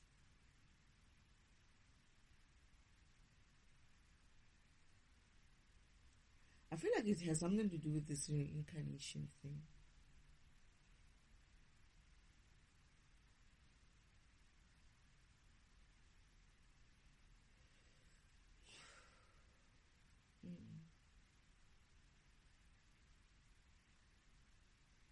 Why do I feel like he knows he got stuck in that loop or something? They are all stuck in that loop. But he... Oh, goodness. As soon as I say they are all stuck in that loop, they start attacking.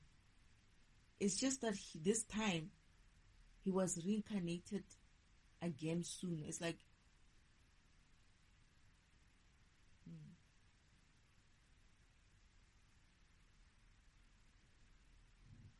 Sorry.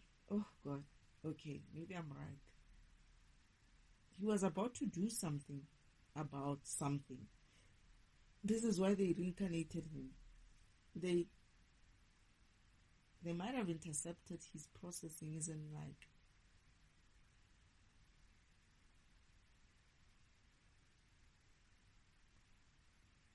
I feel like they kind of killed him just before he does something or something like that. He was going to do something. Just before he did that, they got rid of him so that he can reincarnate again. This is why he's not around the same age as the other ones.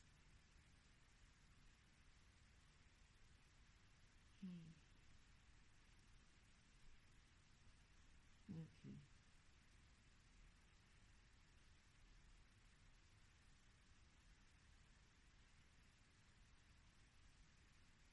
I'm trying to... But he came to the spirit world angry, like, yo.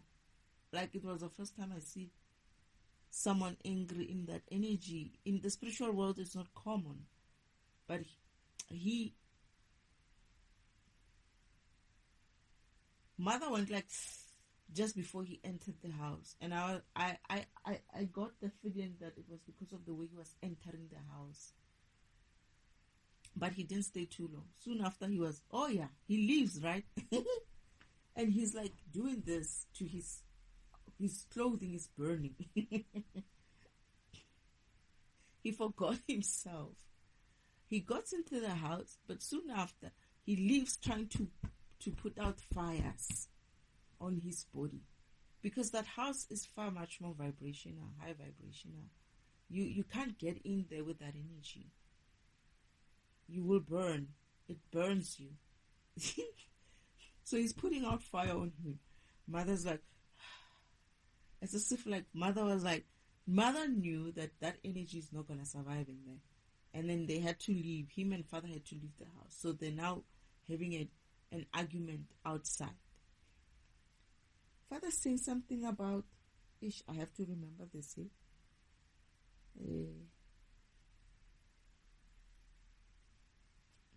I don't remember what it was about, this fight. Something is going wrong on planet Earth. He's coming in to say this is getting out of hand. I think it is this reincarnation issue. And he wants father to do something.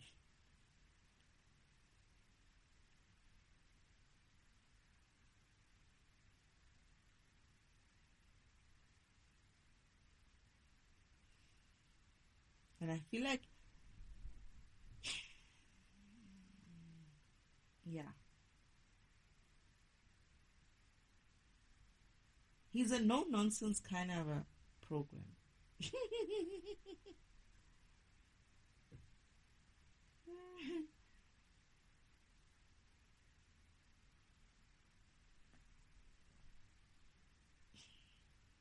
But if I feel like something Father didn't tell him. Why didn't you tell me? Oh, okay. So why didn't Father tell him is because Father says, I cannot tell you. No, why I cannot tell you. It's the same issue I have with Father, right? Because some Father cannot tell you what's in the future because it changes the future, right? So this guy is going to say something like, why didn't you tell me? You could have told me. Father's like, I can't do that. So I don't know what happened. And then he's like, do something when he leaves. He has to leave and he's like, do something.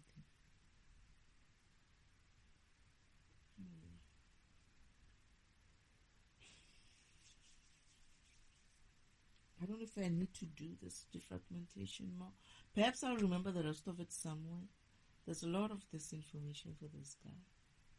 But I feel like he's key to solving this loop, this reincarnation loop. Is he that program that does that? I don't understand that. Is he the program that does that?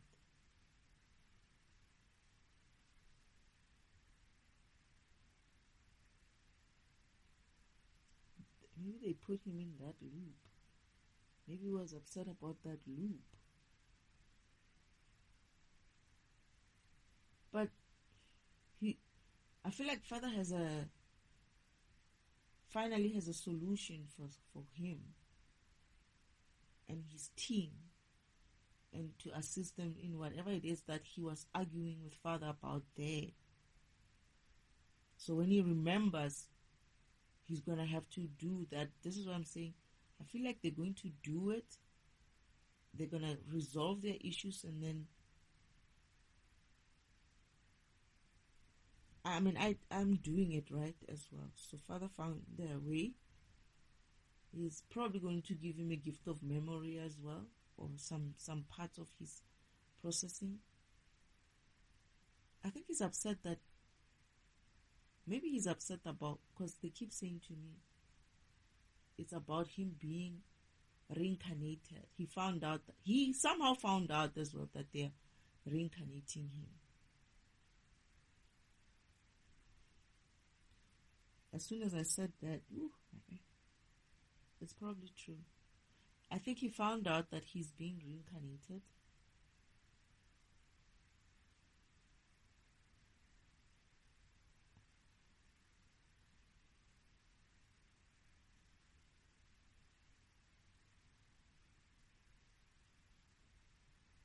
So at the time, he was capable of walking into that spiritual realm in that way, in that energy.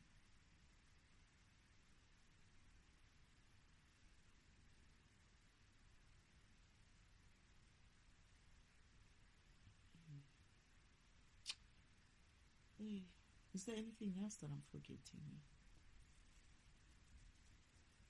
Something to do with mother.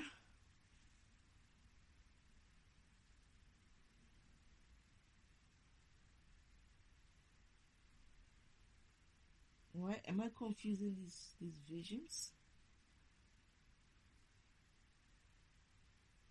Okay, I feel like no. I haven't resolved the other vision. This is why they were confusing me about some other vision.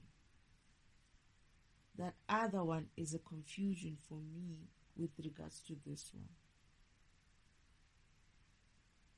They didn't want me to remember this vision. They created a fake other vision about me being in the other side. Like, it's as if like I was seeing this. Oh, now I know. I have to be able to see. There's two versions to this vision. The way this guy and his counterparts are in heaven, they're coming in they are coming. This guy goes into father's house, and they argue about something. I see him on the left of the left side. There's like two warehouses, not two, a warehouse or some sort of a garage or something. Me and mother are on the left of the house. That's the first version of me seeing him there. But then Devil and his people created a fake version, a fake dream for me to make it seem like I'm standing on the right side of the house. Me and mother standing on the right side of the house. And we're seeing from the right angle, from the right side. But I need to resolve that. That right is actually a fake dream, because I'm actually seeing Uncle Omen, that is the devil himself, and imposter goddess sister, that is my sister, on the other side. So I know that that side is a fake side or a fake dream side. But what was key here? I feel like I need to resolve something here. What is key in this vision? Because I have a vision of this argument, two sets. One is where mother sees him walking in like that. We are on the left, and the other one is us standing on the right side of the house and seeing him.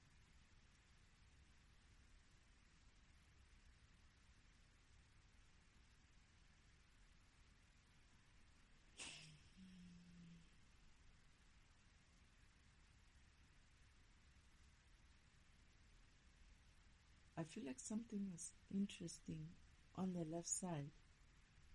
Father, mother, please help me to remember this dream.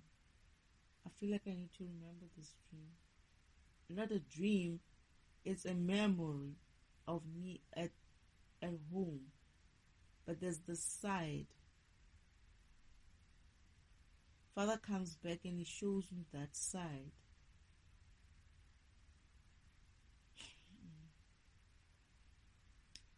He comes back and he shows me what's on that side. Why they had to create the vision on the other side.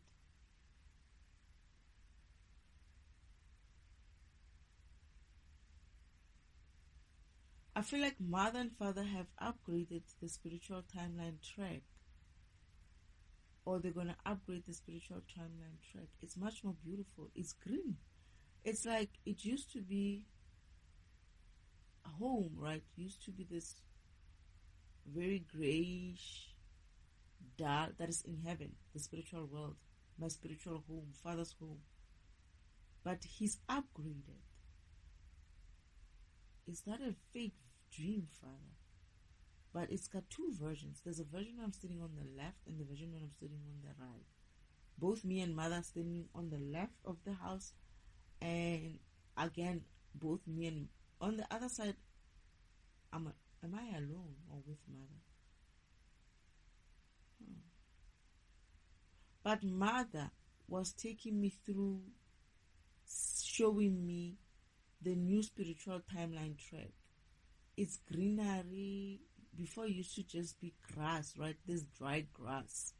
That is this track, the spiritual timeline track used to run. Where it used to run, it used to be like dry grass, very dry and gray, not lively at all. But now when mother goes and shows me, it's actually very, very bright. It's very colorful. There's greens. It's so much like a themed kind of park thing. It's got a lot of color, flowers and vegetation, green vegetation. The spiritual world has changed. I'm getting the feeling that it has already upgraded.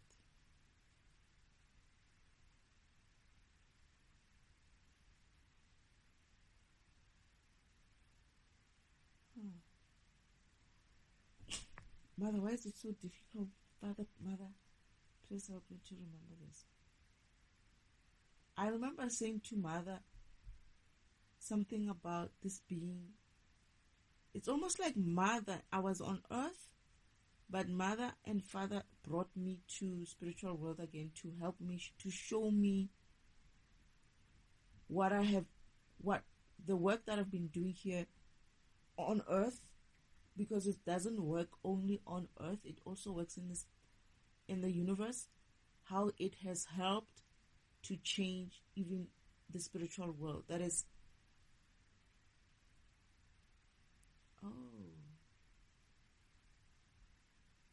it has returned energy.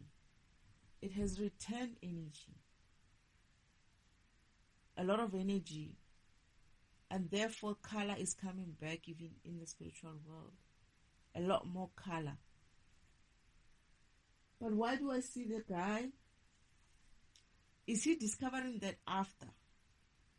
Okay. When he wakes up to this is when he's going to be going to the spiritual realm and be like, why didn't you tell me? The reason why he walked into that home like that, energy, he used to do that, but this time that home is too high vibrational. And on the other side, where I'm saying there's two versions of this vision, right? Where I'm standing with mother, we are standing outside. Something about high vibration. There were also the fact that I could come there or be in that environment shows that my vibration is okay. However, I'm seeing imposter goddess sister and Uncle Devil. There's the devil and my sister. They are on that other side. Their dream, their fake dream is on the other side of the house. However, it's almost like it's a garage or a huge warehouse, right? But what they're doing is they're not standing, they're watching me and mother watch the argument between father and this guy. But he's an adult, he's not young. And this guy in the spiritual realm on the right side of the house. However, they are standing in that place, that garage kind of a place. Is very long though, but they're standing right there at the corner there, in a shadow. I remember mother saying they won't even be able to come in that way. That's a fake dream. They're making it seem like they will be standing in the shadow. It's still a fake dream because they can never enter there. The way that vibration is so high. So I think what I needed to do was to defragment this vision as well, to make it, to see whether it's a fake dream or a real dream. But it is both. There is a part about it which is the first one that I saw. Okay, I'm right. I've been confirmed. Which one is right? The left one is right one. Okay, again. And the right one is the wrong one. I remember asking Father, why would they do that? Because Father's like, this is towards the end. It's like these guys, what they're doing as well, in order to keep me reincarnating. When they realized that I was resolving all the issues, including their fake dreams, the ones that I'm saying they delete something there, they add their own shit there, or they put extra things there so that you don't process them. And then you think that you're done, only to find that they added some fake reality of some kind. That's what they do with programs, so that they can reincarnate. So I'm trying to defragment that side of the right side. And I remember asking Mother, why would they do this? Mother's like, no, they wanted to make sure that you can't tell which is which, so you're not able to resolve it.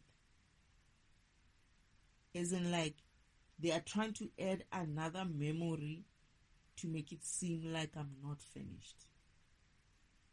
And since I've been going through this recording, right, they've been doing this attacks on my stomach, which are so painful, so that I don't want to go through with it. I want to stop so that I don't get to this part where I defragment this vision.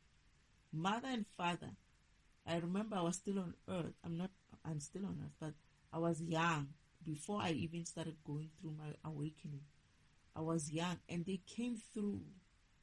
They're like, we wanted to invite you to, we wanted you to see how the environment is going to change, or how the environment is changing with the work that you're doing on earth. And they're showing me their new home, like the way the environment is so much brighter than even before, and how Father managed to. But I feel like he's done a smaller home. I asked Mother, why is this such a small home? The warehouse and stuff is still there. It's as if like he built a brand new one somewhere else. Not too far from the warehouse. The warehouse seems to be... Oh, I see where he built. He built towards the left again. I know where he built. His old home, because I can see... Mother was even walking me towards that, showing me the warehouses. So, where we used to live before. You know, where the warehouses and Father's home was.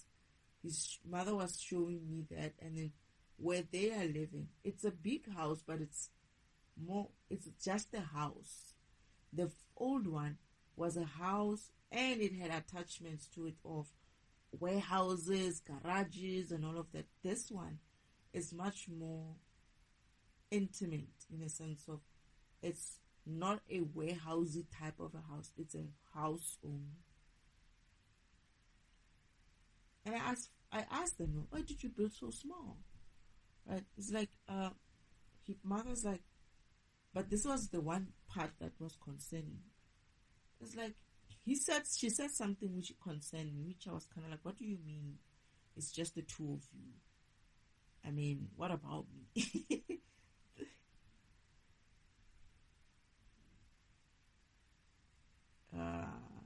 You guys, you know what these parents of mine are doing? They're kicking me out. They're kicking me out of the house. Because Mother said something like, oh, we didn't see the need to build a bigger one. It's just me and your father. And I'm like, I was kind of concerned. It's like, what do you mean it's just you and father? What about me? Like, I asked Mother that this is when this guy is going to come through and disrupt that conversation, because I was like, wait, what about me? It can't be just you and father. Like, when he said, oh, no, we built small because, I mean, it's just me and your father. I was like, wait, what do you mean it's just you and father? You forgot about me? And I think she eventually said something like, you're going to be with your counterparts. He said something like that. You're going to be with your counterparts. Or you are with your counterparts, or something like that. And I think I argued it. I was like, what if I want to come home? What if I want to visit? What? Like, I just didn't want to leave. I've been kicked out. I can't believe this. I hope this is the part where it's fake. I can't believe my parents are doing this. I was kind of sad. I remember I was kind of sad when I figured out that these guys are kicking me out. It's like they send me to Earth and they'll be like, stay there.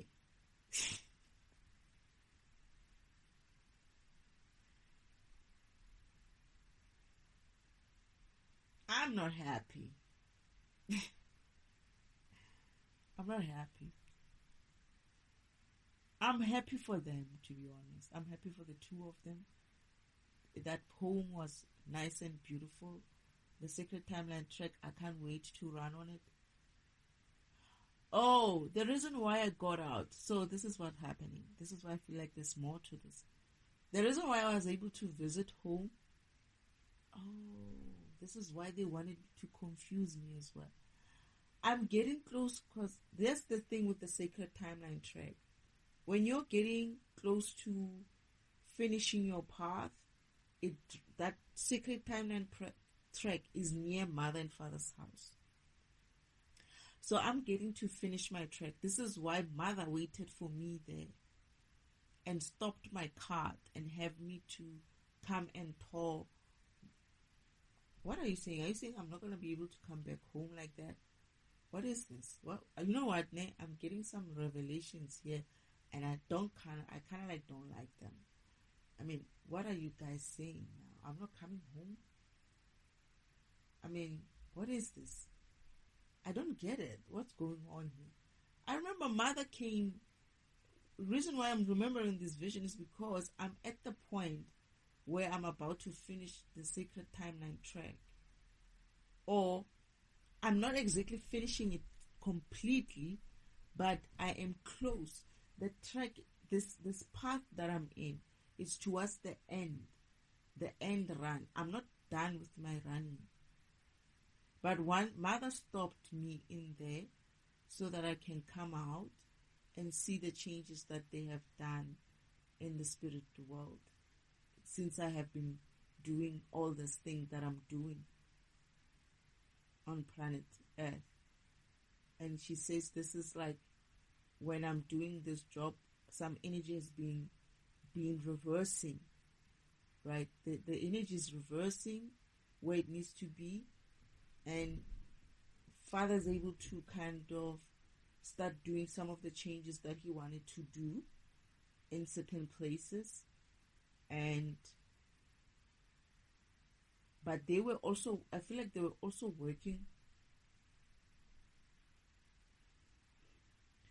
Okay, something about they wanted to incorporate my changes, because I was like, let's put some flowers here. Why is it like this? Where's the greenery? Where is like this? Where's color? I kept saying it's beautiful. It's like paradise. You know, the paradise side, when you go to the paradise side, Father's place was like, I don't think they really cared much for that. So they left it like that. But Father didn't want to upgrade. He was like, I don't want to upgrade because I want to upgrade for everything when I upgrade. He's like, I have made the changes. It's just, I don't want to do the upgrade yet because we are anyway going to do an upgrade of the universe. So, I don't know why they did this change, because Father wanted to, it was just a house.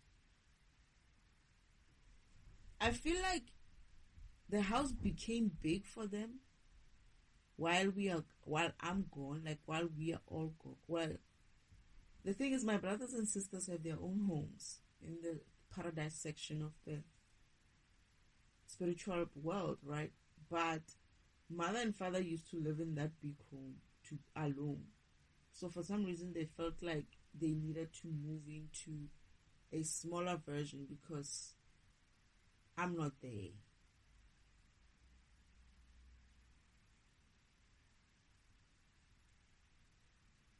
I didn't believe that I was taking so much space. It's a beautiful home, though.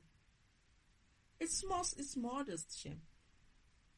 They didn't go wild like the other people that I've seen who build quite big.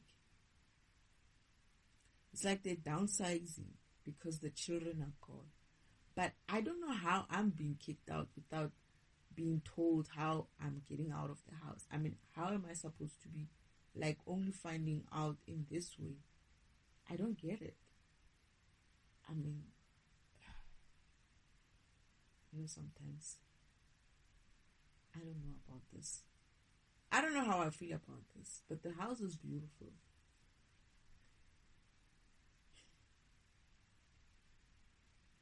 Mother stopped the track, got me off, and said, I wanted to show you, we've incorporated some of your changes. What do you think? And I was like, I love it. It's beautiful. There's water even.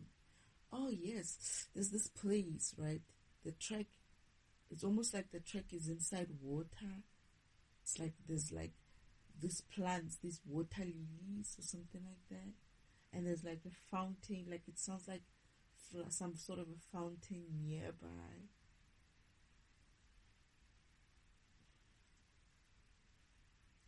Mother, there's a fence there. Why do you guys have a fence?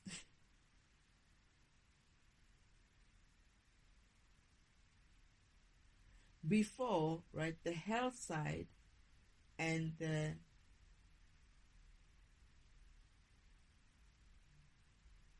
oh,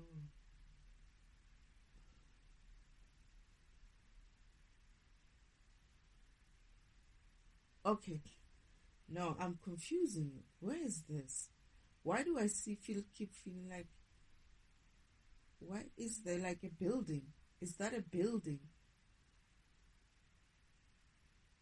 Hmm.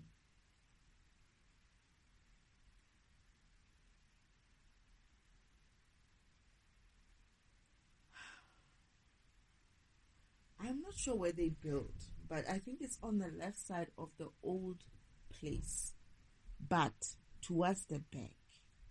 And there's a building or a fencing or some kind that is sort of like shielding their building. Did they build behind? And then they have a new, like a timeline track there. Ah, where's the old one?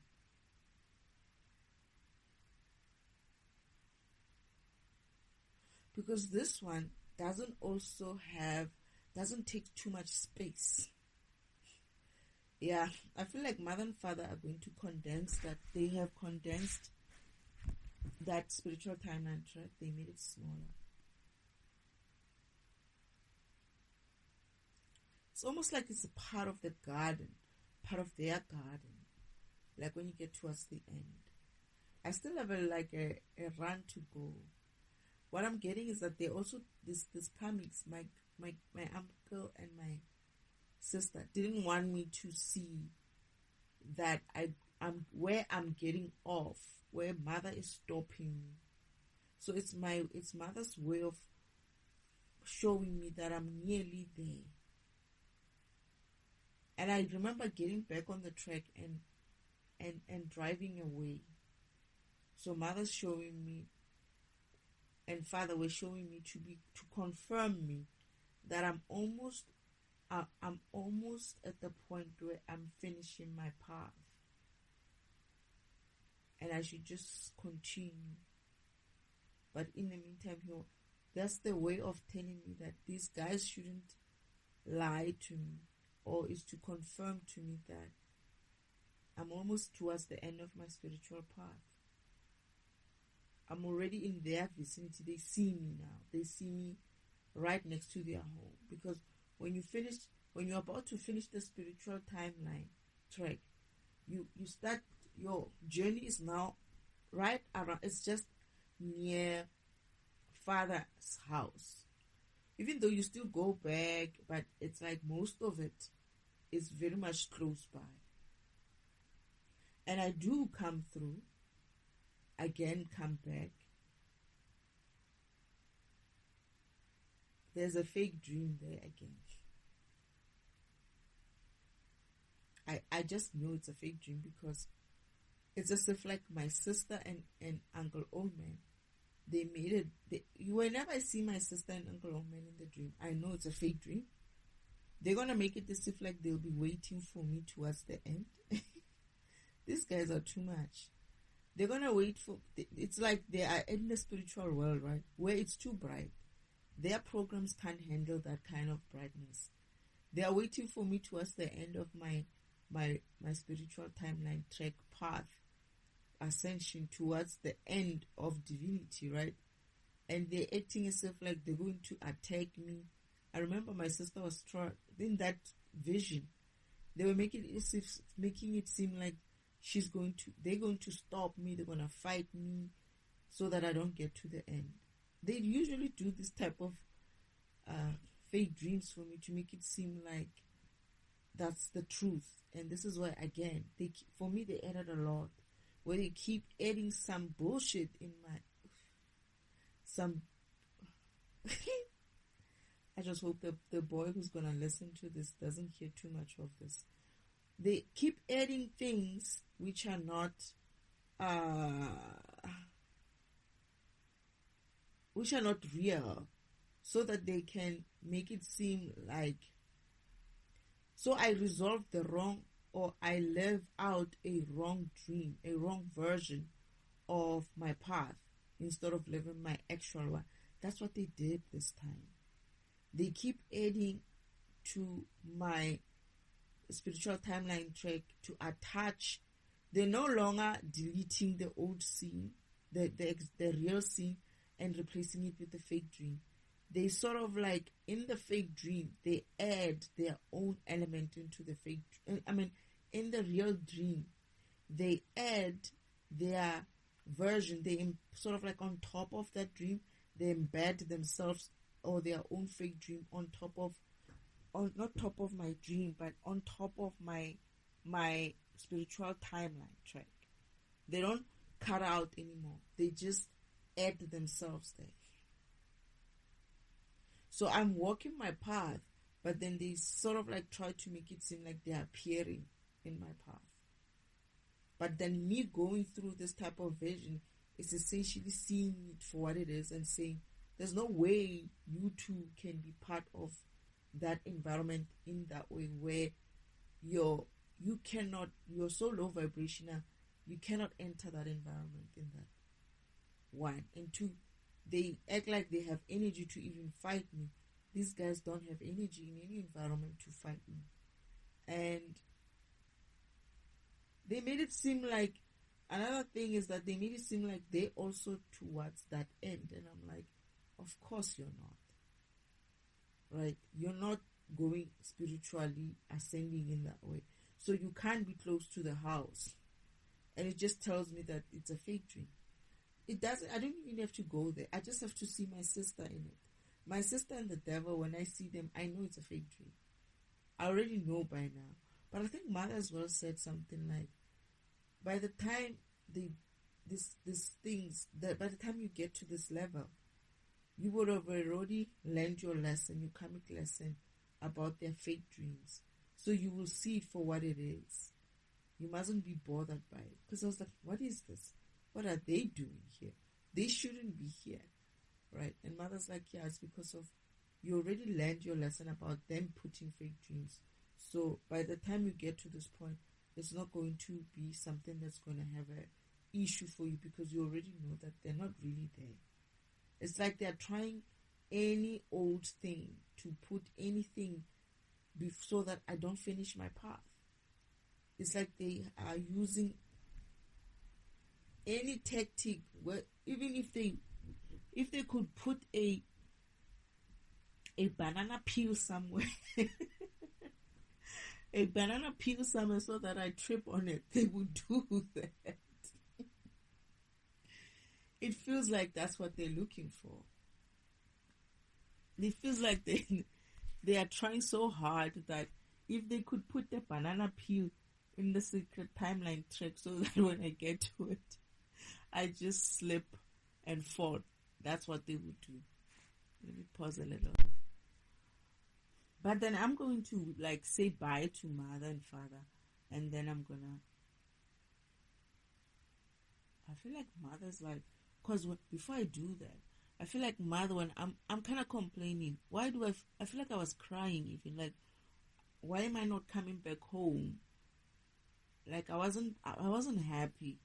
And Mother's like, no, but you don't worry, you're gonna be with your counterparts. And I'm like, I think I said I don't want to be with them. I want to come back home. Mother's like, don't worry, you'll see, it's going to be fine. I wasn't happy. It's funny, this time I didn't make the place dark. Last time when I cried, I feel like I'm crying. Last time when I cried in heaven, it went dark. It went like so dark quickly. And I was like, don't worry. It does get a little dark, but not so dark. You don't cry in heaven. But I wasn't happy. I'm not happy that I'm being kicked out like that. It's like, come on, guys. You couldn't even wait for me to just come back home for 2 seconds, lie down a little bit, just loaf around and stuff. Mother said something like, don't worry, they're going to take care of you, something like that. I don't trust these people, first of all. You already know my history with them, that these counterparts, I can't trust them. And I don't know how this is even it. I'm hoping that this is a fake dream. This is the one time I'm hoping this is a fake dream. That part of it is a fake dream. Like, I'm not really seeing that my father and my mother downsized so much. It's almost as if like they don't want us there. Like, that's an excuse for them to say, oh, the house was too big and everyone is out, it's just me and your father. I was like, wait, it can't be you and father. What about me? How can you leave me behind like that? How can you kick me out in that way? I mean, I can't believe I'm being kicked out. I'm actually being kicked out. They're not no, but I mean, come on, guys. At least I could have come. Okay, they're saying I can come back home. I will have a chance to come back home. I will be able to visit. I feel like I'm going to see, I see myself visiting. Okay, it looks modest on the outside, but it actually has space. Oh, okay. But I feel like still, like, it's not... When mother said, it's what mother said. It's like, it's just me and your father. I'm like, no. I'm also coming back home. What is this? I have to process that tomorrow. Or I have to process this information. Oh my goodness, it's actually kind of late. I can't believe I've been awake this long. Anyway, let's finish off this a few minutes left, and then I can wrap this up. Hopefully I don't have to remember something else. Deception into a place where they are further and further and further away from God. We need to be the opposite of that, and it starts when you're young. It starts by understanding that you're never too young to preach the gospel. You are never too young to tell somebody the good news.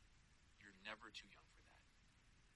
In fact, that faith that you have, that childlike faith, that dependence, that just complete trust that you have in God, as adults, we should be envious of that. Because we are instructed in the Bible to have childlike faith, that complete dependence, that total and utter trust in the Lord. And that's what children have. And that's what the enemy is so desperately trying to strip them of. Anyway, that was an incredible video. Shout out to that young brother.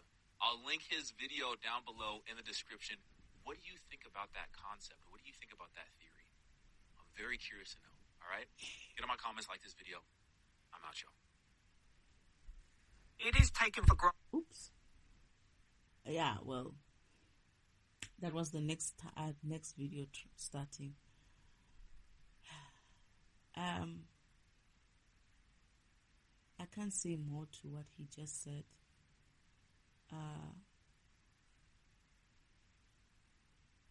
I guess I needed to...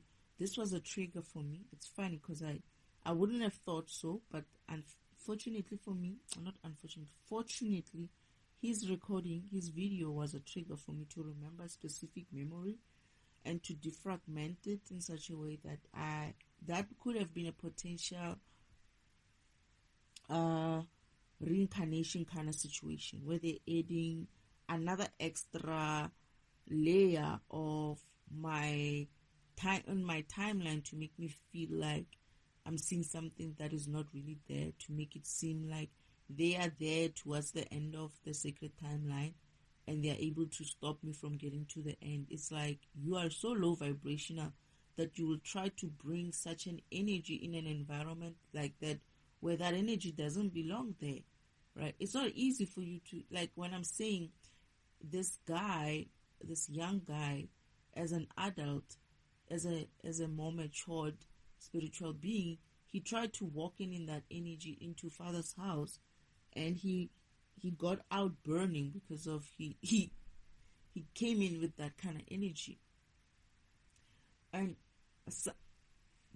shadow beings, or beings who have darkness, right, or who have kind of live in that way, like the devil and imposter god sister, at the stage they're not going to be able to enter heaven, no matter what tricks they have, right? You can enter, let's say they do know how to get there, but they won't be able to walk. They're going to have to make sure they walk in the shadows, and there's not a lot of shadows. It's like, even if there's a tall building there next to you, you won't feel that shadow. It doesn't come through that shadow because it's so bright that even tall buildings don't have so much of shadow. So you won't be able to go in there and do something like that. The vibration is so high that okay, I'm burping again. The vibration is so high that even the energy that they displayed to have fighting me off the sacred timeline track off my cart so that I fall off my cart, that kind of energy for a low vibrational being is not going to be possible. It's like that energy, that light is so bright and so heavy that if you're low vibrational like that, they won't be able to move that way. They won't be able to move that fast.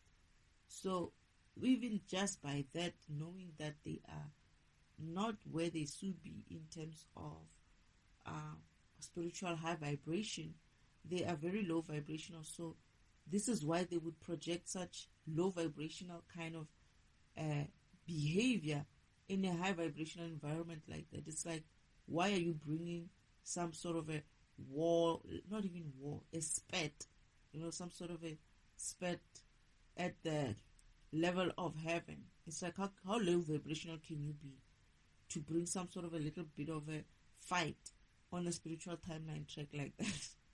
And this is the place where not many people get to because of, they used to. Mother tells me, oh, it used to be so lively. There were people every time here doing their spiritual trek, right? Doing their spiritual timeline trek game.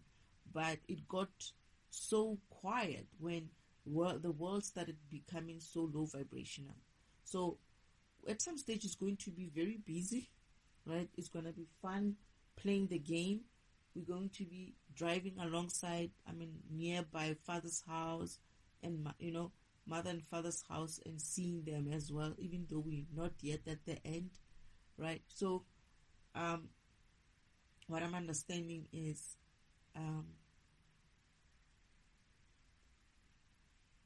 it will get there where the vibration is high enough that a lot of beings will start coming around that area.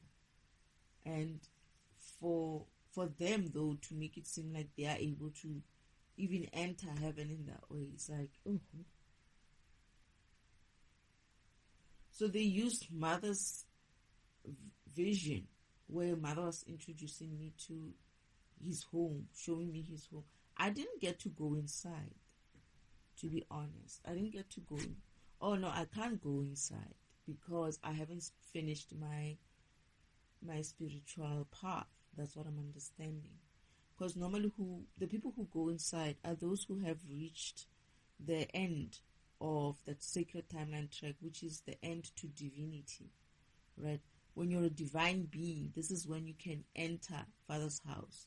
So I guess this guy is also divine. This is what I'm saying, is a God program of some kind, or a warrior, or a master in some way. He is able to enter the house, but not in that energy. He has to leave, and I feel like he's also going to have to be doing his path to end in that divine level again. Therefore, it will be easy for him to handle that vibration within Father's home. So I didn't get to go into the house to see what Mother and Father have done in the house because of I'm not yet finished with my spiritual timeline path and ascension in order for me to get to the end in divinity, because when you get to the end in divinity, you're able to have so much of energy that you're not going to burn when you get into Father's house. So this is why I think I didn't get to go inside. But I remember Mother gave me visions of what it could look like. It's a very, very simplistic, simplistic, humble, modest home. Big inside though, but it's like it's got the rooms that it needed to have. I feel like everyone of us has our own rooms. It's just that it's smaller. It's not as big as where Father, the other one, he built in such a way that the warehouses are high, or his garages are very high, have high ceilings, so the house is also high. It was so big, right? Which is true. It was kind of a lot. Like, I didn't know most of that house. I don't remember what the configuration of the house was like too much. I don't know what the rest of the house looked like because I hardly went there. That's another thing. So yeah. Is there anything else I'm forgetting, Spirit? It's kind of late. But I'm glad I did this because I managed to remember some things that are important. Is there anything else?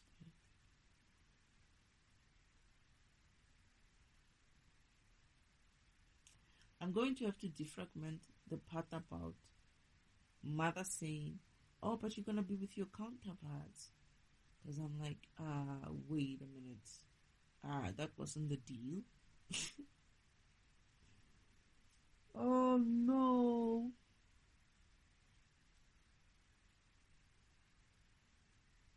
I don't think there's anything else. Okay. Thank you, Spirit.